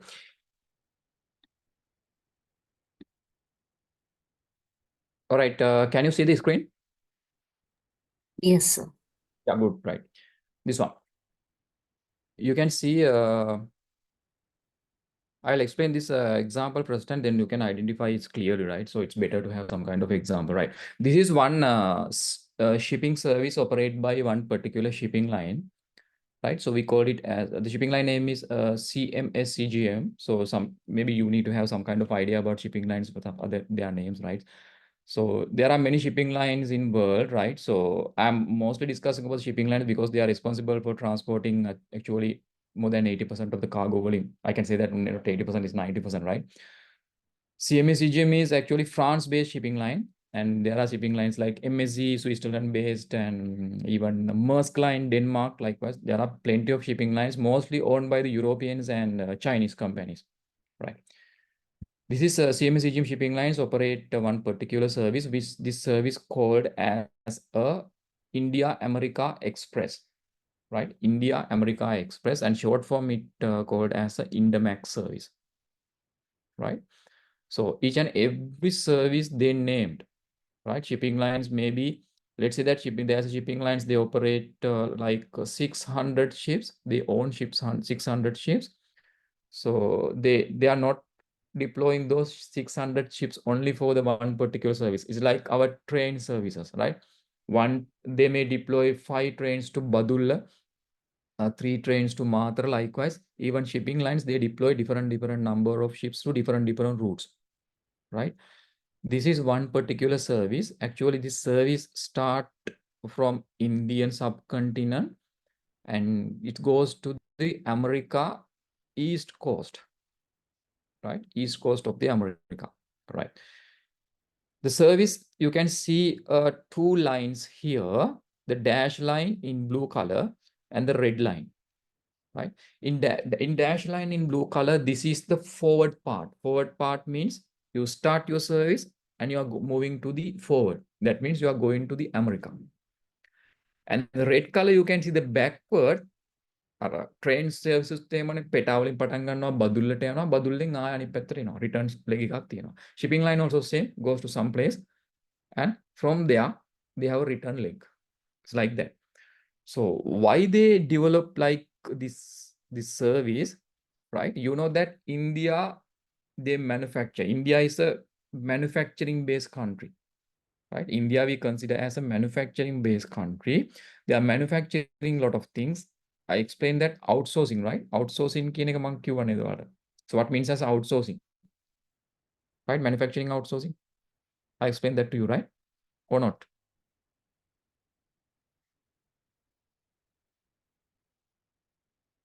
Am I explained to you outsourcing? What is outsourcing?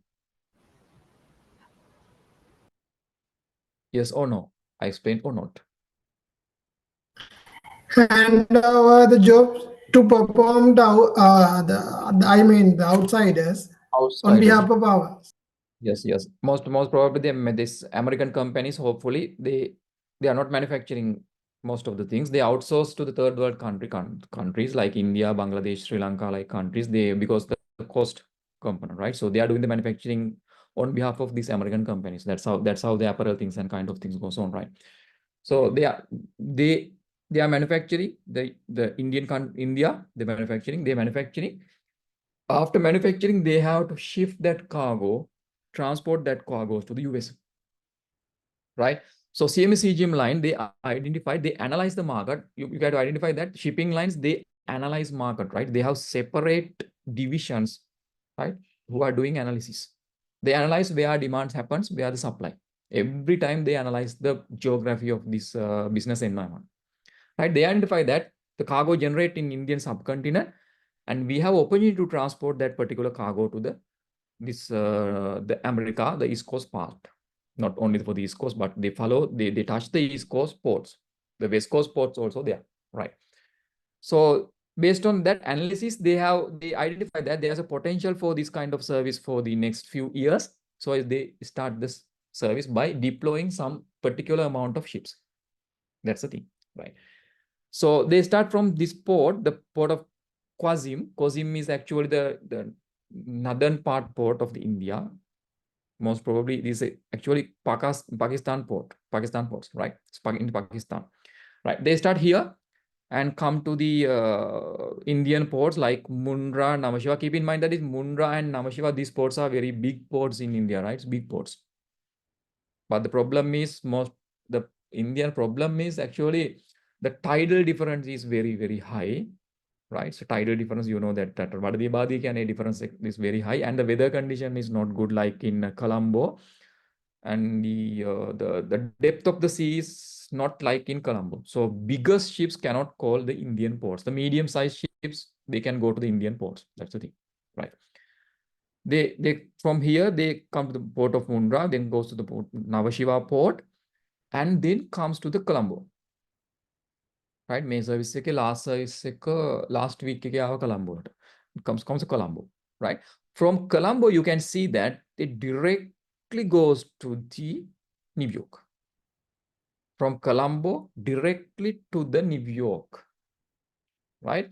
Usually shipping lines are not calling like that.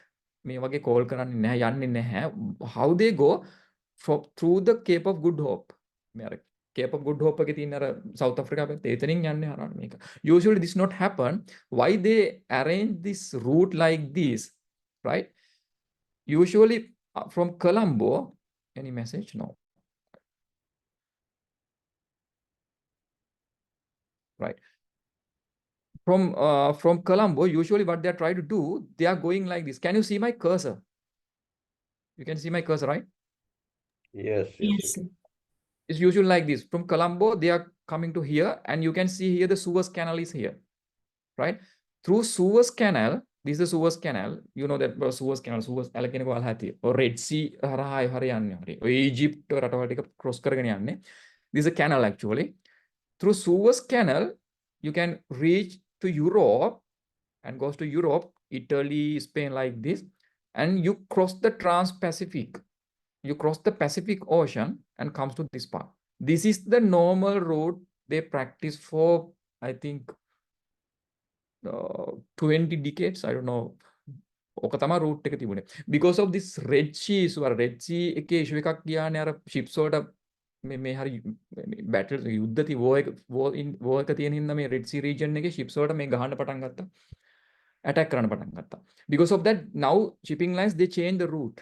They are going like that. ඒකයි මෙහෙම යන්නේ.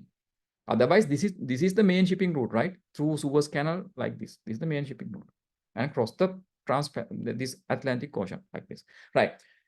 These are newly commenced service, and they goes like that to the New York, right? They unload the cargo at New York, some cargo at New York, and then they go to Norfolk, unload some amount of cargo there, and then goes to Charleston, unload some cargo, and they goes to Savannah, unload some particular amount of cargo.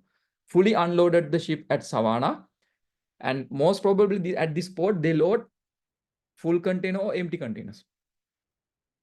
What type of container they load on ship? Full container or cargo container or empty containers? America වලින් load වෙන්නේ නැවට මොන containers? Empty containers නැත්නම් full containers, cargo තියෙන containers. මෙයාලා අරන් යන්නේ cargo තියෙන containers because India manufacturing everything. Maybe empty containers. Possibly empty containers because America they don't manufacture anything. Probably empty containers. I think 90% of the ship is empty containers. Maybe from America they may bring some kind of raw material or some kind of electronic items. Some extent, right? And they bring those in return leg. Return leg, you can see that from Charleston directly to the origin, Port Qasim, right? So what happens here? This is not only why they call Colombo here, right? If this service is India America Express, India America, you can see the name is India America Express. Why they call Colombo then? Why they call Colombo? Hey, Colombo ඉන්නේ. මේක India America Express එකක්නේ. අනික express service එකක් directly යනවා. So why they call Colombo? What's the reason? They can skip the Colombo now. Why they call Colombo? If they bring an Indian cargo?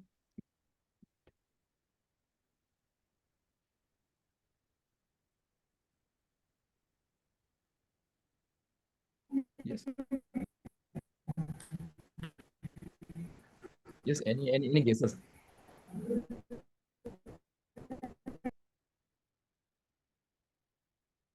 Anyone can guess why they call Colombo? For fuel. Maybe they are filling fools for the shipping line, or maybe another reason they are taking from small ships and they are filling with big ships in the Colombo. Can I know your name? Siraj. From India? No, you're not from India, right? I am from Sri Lanka. The way you speak that R, it's Indian style. I thought you're Indian or something. Okay. Actually, No, we are working with mainly with the Indian people now. that's why your Okay, style. Because Qatar. I have family with, I deal with the Indians, no? So I family with this style, the way you speak. Okay, anyway. All right. So why they call Colombo? Yeah, it's not fuel, right? It's not fuel. Fuel they can have in Indian ports. The thing is that, yeah, sometimes for fuel, but for fuel, they will not divert like this to come to in Colombo is like, that it's like 20 hours trip, right? So they can have that supply from India. The thing is that they have to collect some cargo from Bangladesh. Bangladesh is somewhere here, and Indian East Coast. You can see the Indian, they not touching Indian East Coast. West Coast එකෙන් මේක පටන් ගන්න. There are plenty of ports in Indian East Coast.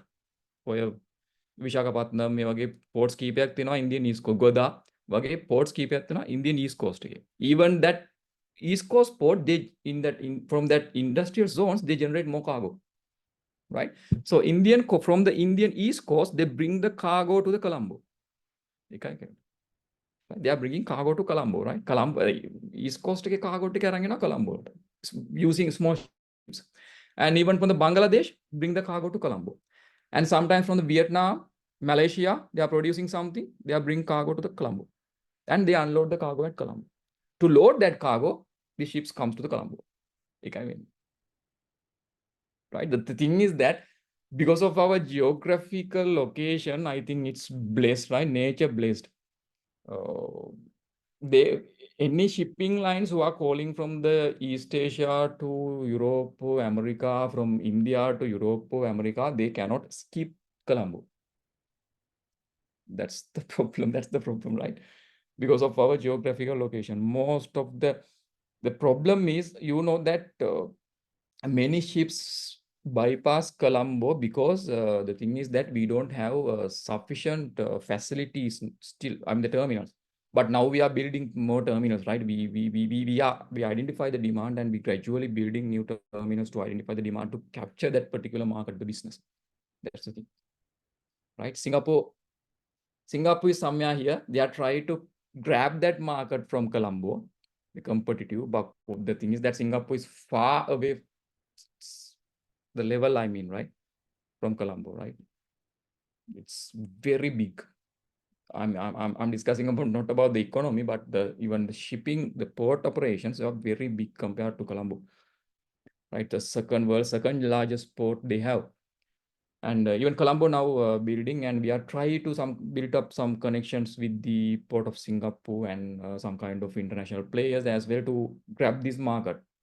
What I want to empathize is that because of this geographical location, even shipping line start a service from the India or East Asia, that means from China, Vietnam, or somewhere, or from let's say that from Africa, they cannot skip the Colombo, right? Colombo is the best positioned to collect the cargo from other countries where they cannot capture through their route, right?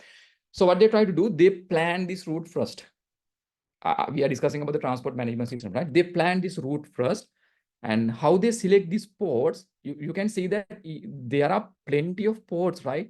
Plenty of ports along this route. Colombo is there, and even in India there are some ports, right? Even in the Middle East, you can see there are some ports. Why they didn't start from the Middle East? Why they start from the India? Why they select Colombo, right?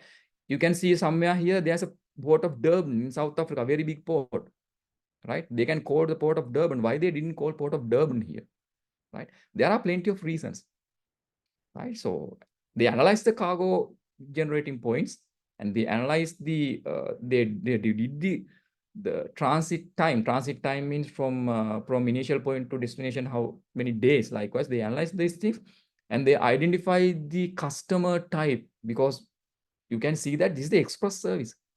Through express service, they are catering to a specific part of the customers, right? So some are customers like express services only. Some are customers like a slow service, okay. But you can see by looking at this is express. That means value. The customer base is valuable customers, right? Sensitive, time sensitive cargo they transport. I can imagine that for these ships, they not tolerate waiting time, right? So when these ships comes to the port of Colombo, within couple of hours, we have to bring that particular vessel to the port, inside the port for operate. So we cannot keep that particular ships 1 day, 2 day at the anchorage without berthing inside the port, right? So we have to give speed facility for this kind of services, express services, especially American service and Europe service, right?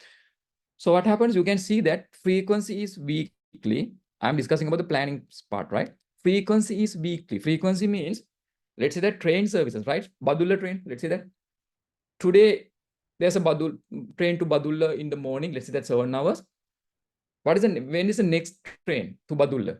Let's say that Badulla night mail train, right? In every night, 7:30 or 8, that train leaves to Badulla. And when is the next train?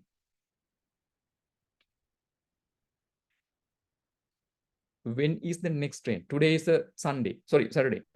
When is the next train? That same train.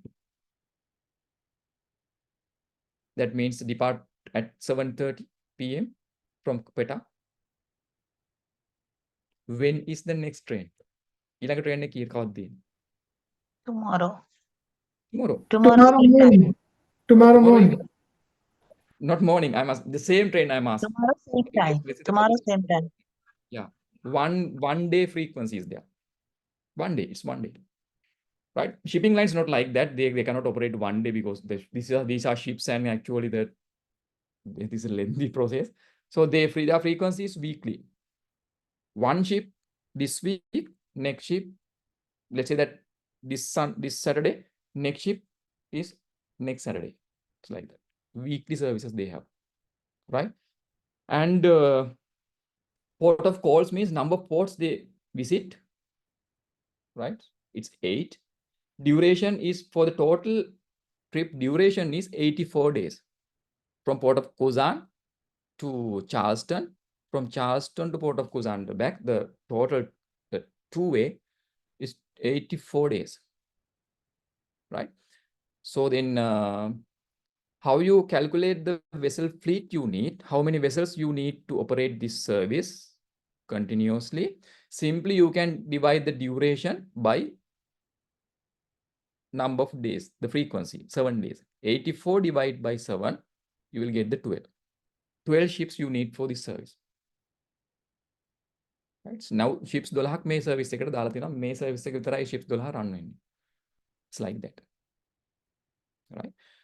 So you have westbound part. Westbound part means from India to America. Eastbound means from America to India. It's like that, right? Actually, they mentioned the ships' names, right? So these are the ships' names. 12 ships they deploy this service, right? The operator, you can see the operator, CMS EGM. They individually operate alone. They operate this service only CMS. Sometimes shipping lines they join with other shipping lines. Sometimes they work alone. It's like that. And the thing is that they have to decide the capacity, the size of ship as well.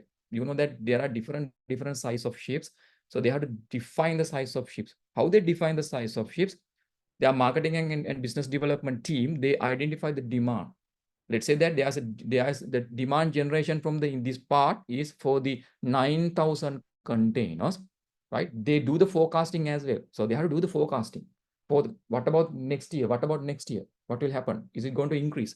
So based on that, they will gradually increase the ship size. Every shipping line, they have different sizes of ships, from small sizes to the mega size. It's like that, right? For this ship, possibly they identify that the requirement for like 10,500 or 12,000. You can see the maximum capacity is 10,000 likewise. So they will deploy some kind of size vessels, maybe 350 meters length vessel. Likewise, they have different sizes. And they have to define the reefer plugs as well. Possibly if they're supposed to transport some refrigerated cargo, the perishable type of cargo, they have to identify that requirement as well.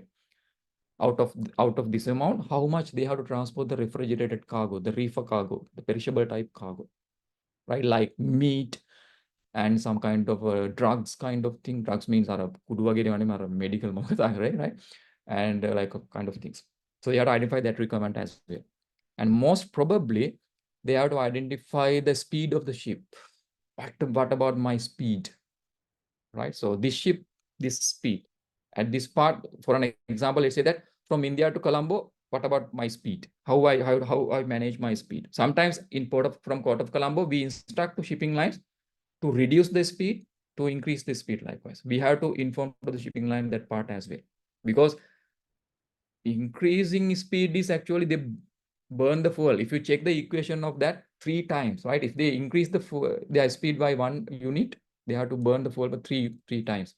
So it's huge cost to them. Usually shipping lines, they don't like to increase the speed, right? So that's the thing. The problem is if something goes wrong with the Colombo, the last week what happened in the Colombo because of the cyclone situation. Cyclone එකක් තිබුණ හින්දා.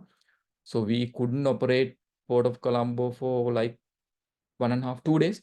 We've completely stopped the operation, Port of Colombo. So ships has to wait outside, right? This is actually a good example for the transportation arrangement. Ship has to wait outside. Some ships bypass Colombo because they know that they have to wait at least 3 to 4 days to get the berth at the stored at the Port of Colombo to operate their cargo. Some ships they bypass and they visit to the Port of Colombo, sort of Singapore somewhere. And some ships they wait 2 days or 3 days at the outside. And after that, they go to the some kind of opportunity to operate their vessels because of this weather condition. So it's a delay. How they recover delay? Let's say that this ship got delayed here. Definitely, if this ship feel that they are going to delay because of this weather condition, they will definitely bypass the Colombo and they will directly go to the New York. If some ships they are not much sensitive, time sensitive, they will wait outside and they will, after recovering the situation, they will do the operations. And after that, how they recover that delay, they will speed up the ship in the next part. Sir, excuse me. Yeah. Yeah, this is with regarding the perishable one. Do we have facility to store? That means if we are sending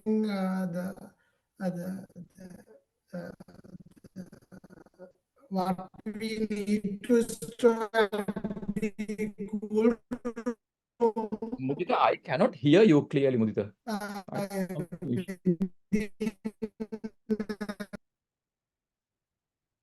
Mudita, I cannot hear you clearly.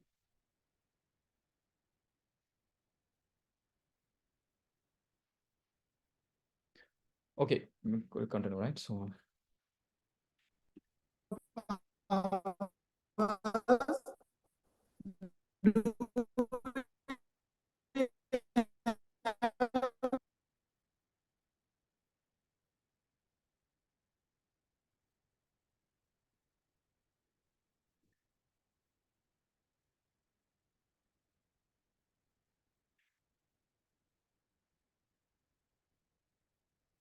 So I couldn't hear your question, but just drop me a message later. So I will if I have a time, I will respond to you. I will send my number in chat box, right?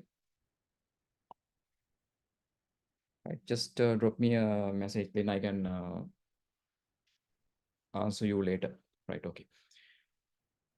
All right. So that's about planning, right? I showed you one example from the shipping, how they plan that thing.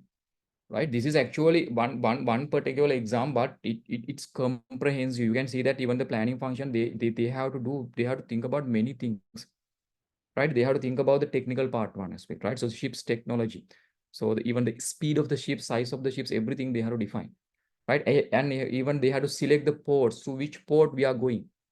Likewise, for an example, at which port you have to collect the cargo.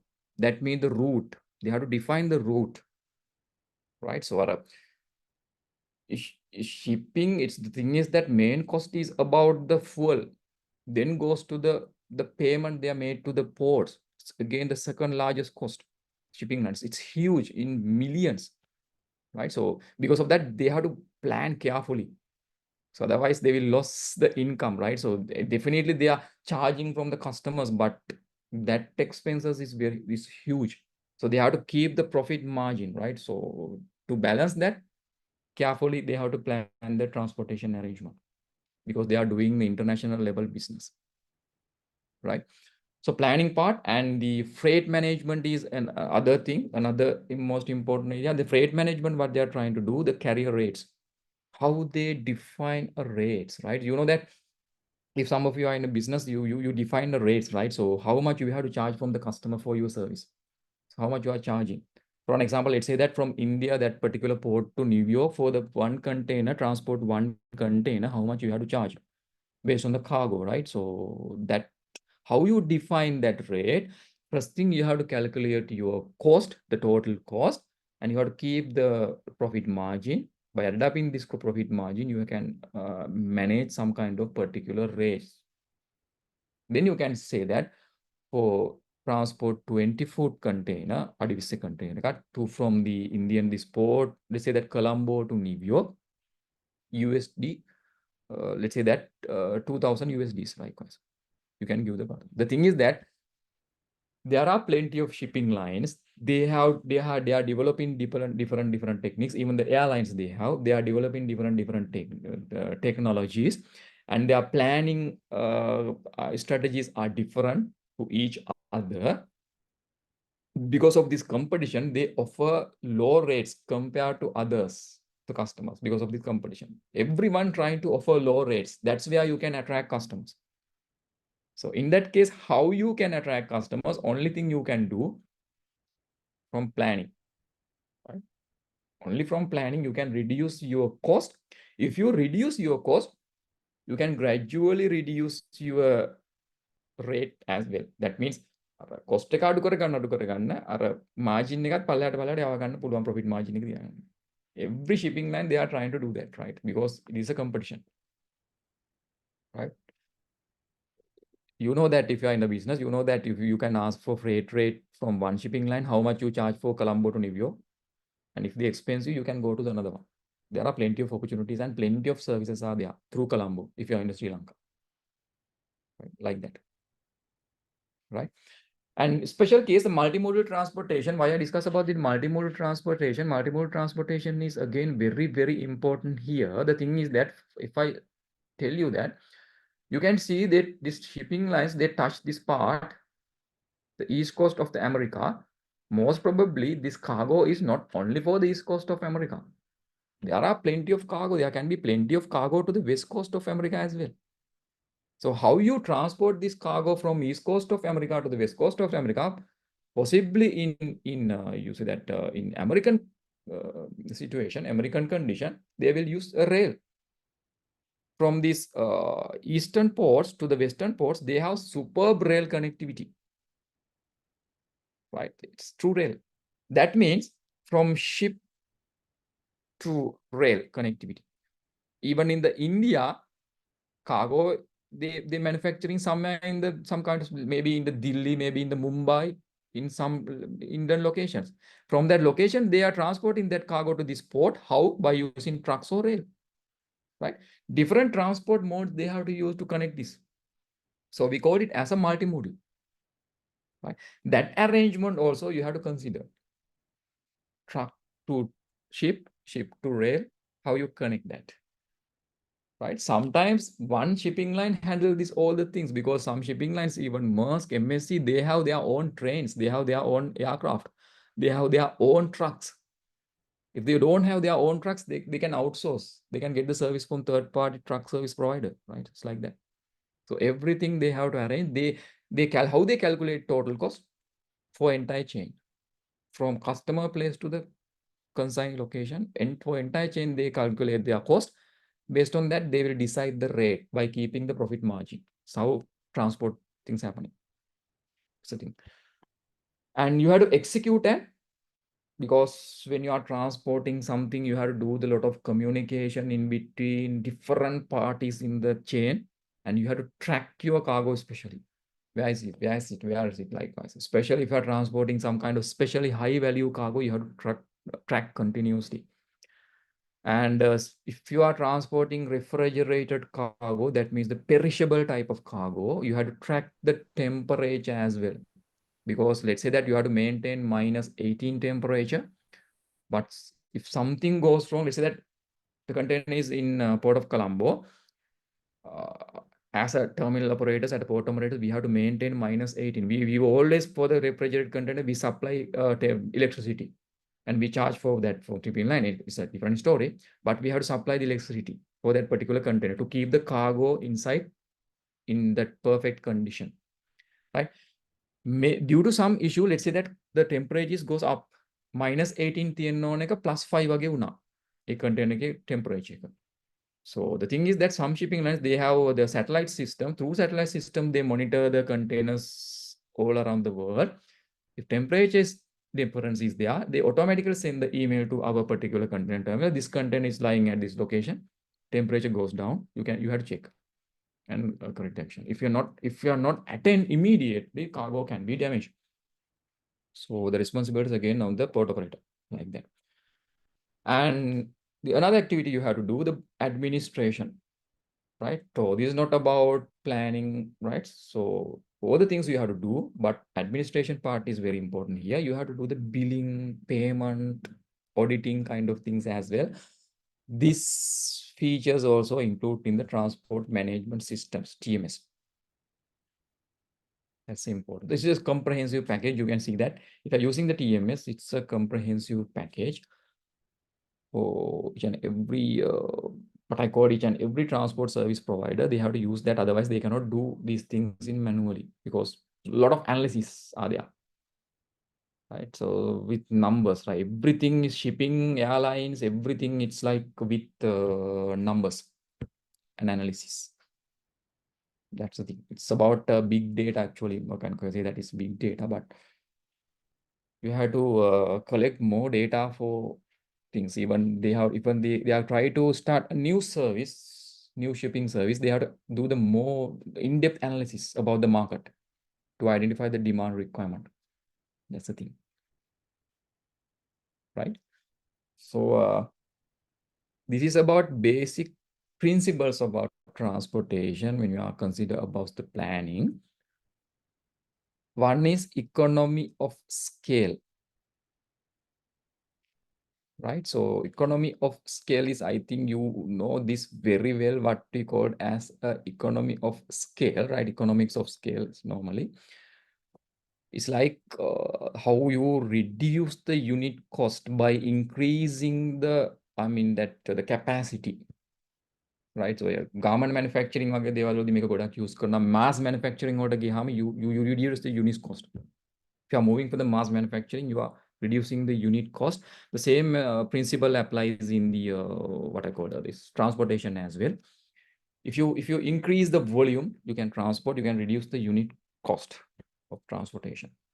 That's the thing, right? Especially if you apply this in airlines, actually they have a limit, right? So they cannot increase the size of aircraft as they wish because it's about they have to fly, right? So there is a level, but shipping,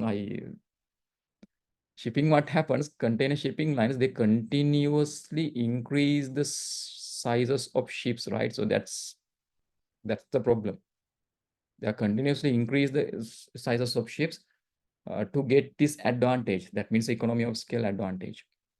Ships වල size එක වැඩි කරගෙන යනවා because they know that if they increase the sizes, they can transport many numbers of containers than earlier. So they can reduce the transport cost per unit. So then they can reduce the freight rate they charge from the customer, and they can attract more customers to their shipping line. That's the thing, right? You can see the ship sizes, right? From here, actually, initially 1969 or somewhere, the ship sizes is like 1,500 containers they can bring. they can transport only 1,500 containers on board in 1969 or somewhere. You can see that gradually how developed the sizes of ships and the size comparison also they are right. I just put some picture for you to identify the size comparison from the initial ship to newly built ships.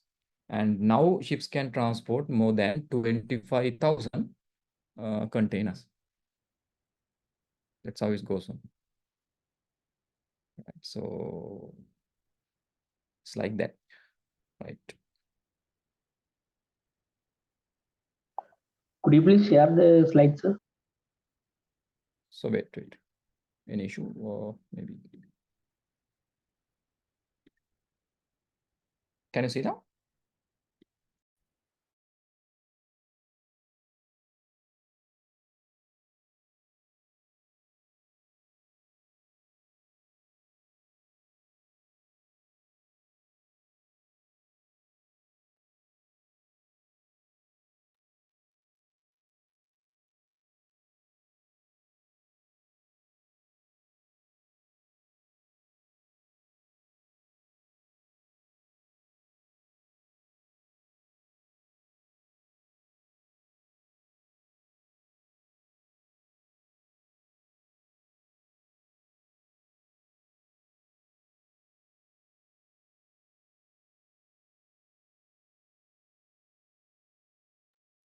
Right.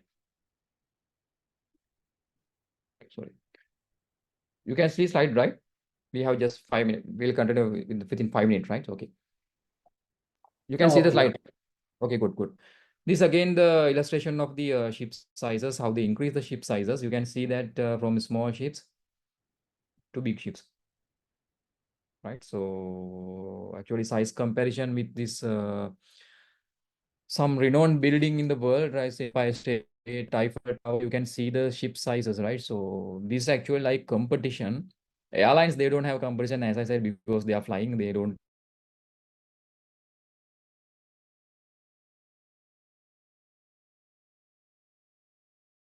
increase the sizes as much as they can. The only restriction is some bigger ships cannot handle in some ports, because as a port operators, we need to have some kind of facilities. Even in Port of Colombo, currently we can handle any large ship in the world. But if they further increase, we have to improve our equipments as well, the size of the equipments as well. We have to increase the maybe height. Likewise, we have to increase this. It's huge cost, the billions. Right? That's the thing. It's can say that it's a competition, but they are continuing with that. This is how they achieve the economics of scale of the rail operations. You can see one train, they can transport more than, I think now it's 5,000 containers even. They can transport using one train. Right? It's like it's amazing, but they are doing that, right? So you can see some pictures of this trains, right?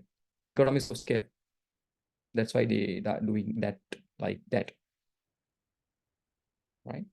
So this is another I will finish with these two slides, right? So economy of distance means, right? It actually refers to the decreased transportation cost per unit of weight as distance increases. When you increase the distance, the per unit transportation cost also decrease.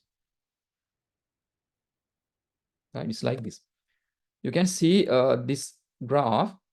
This is the transportation cost per mile or kilometer. Let us say kilometer or mile, right? This is the transportation cost. This y-axis is the cost. Sorry, distance. So what you can observe like here. With distance, what happened?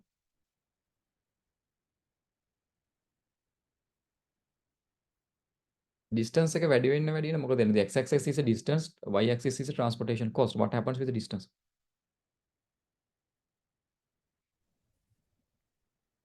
Increasing. Increasing, but the train is increasing at the increasing rate or some decline rate. Rate is Average, decreasing. Same time. Decline. We decline rate. Yeah, declining. average will be decline. Declining. The slope is declining, right? Otherwise, it should be like this. It's declining. With distance, it's declining. Some up to some level it increased, but after that, it's declining. Flat rate. This happens, right? Actually, you can say that it's not proportional to the distance. It has some kind of a different equation. It's like that, right? So I'll stop here, right? So I'll stop here. Mudita, you have some question, right? You just drop me a message or call later, right? So I'll stop here, and we will meet. I think next lecture we have in December somewhere, right? I think December, not next week. Maybe this end of the December we have another lecture, right? So in that lecture we will continue this part, and we have to do some kind of the packaging kind of things as a last final lecture. I'll finish that in next week, right? So before finish, if you have any questions, you can ask, or else we can finish the lecture now. According to the timetable, sir, I think the assignment date is December 15. I think this date will be extended throughout. Yeah. Assignment date. Assignment date means assignment deadline, right? Assignment deadline, right? December 15. December 15. I'll discuss with the university regarding that. It's okay. There's no issues, right? Okay. All right. So I'll stop here. We will meet with next lecture in December, right? So see you in December, right? Thank you for visiting. Thank you, sir. Thank you, sir. Thank you, sir. Right.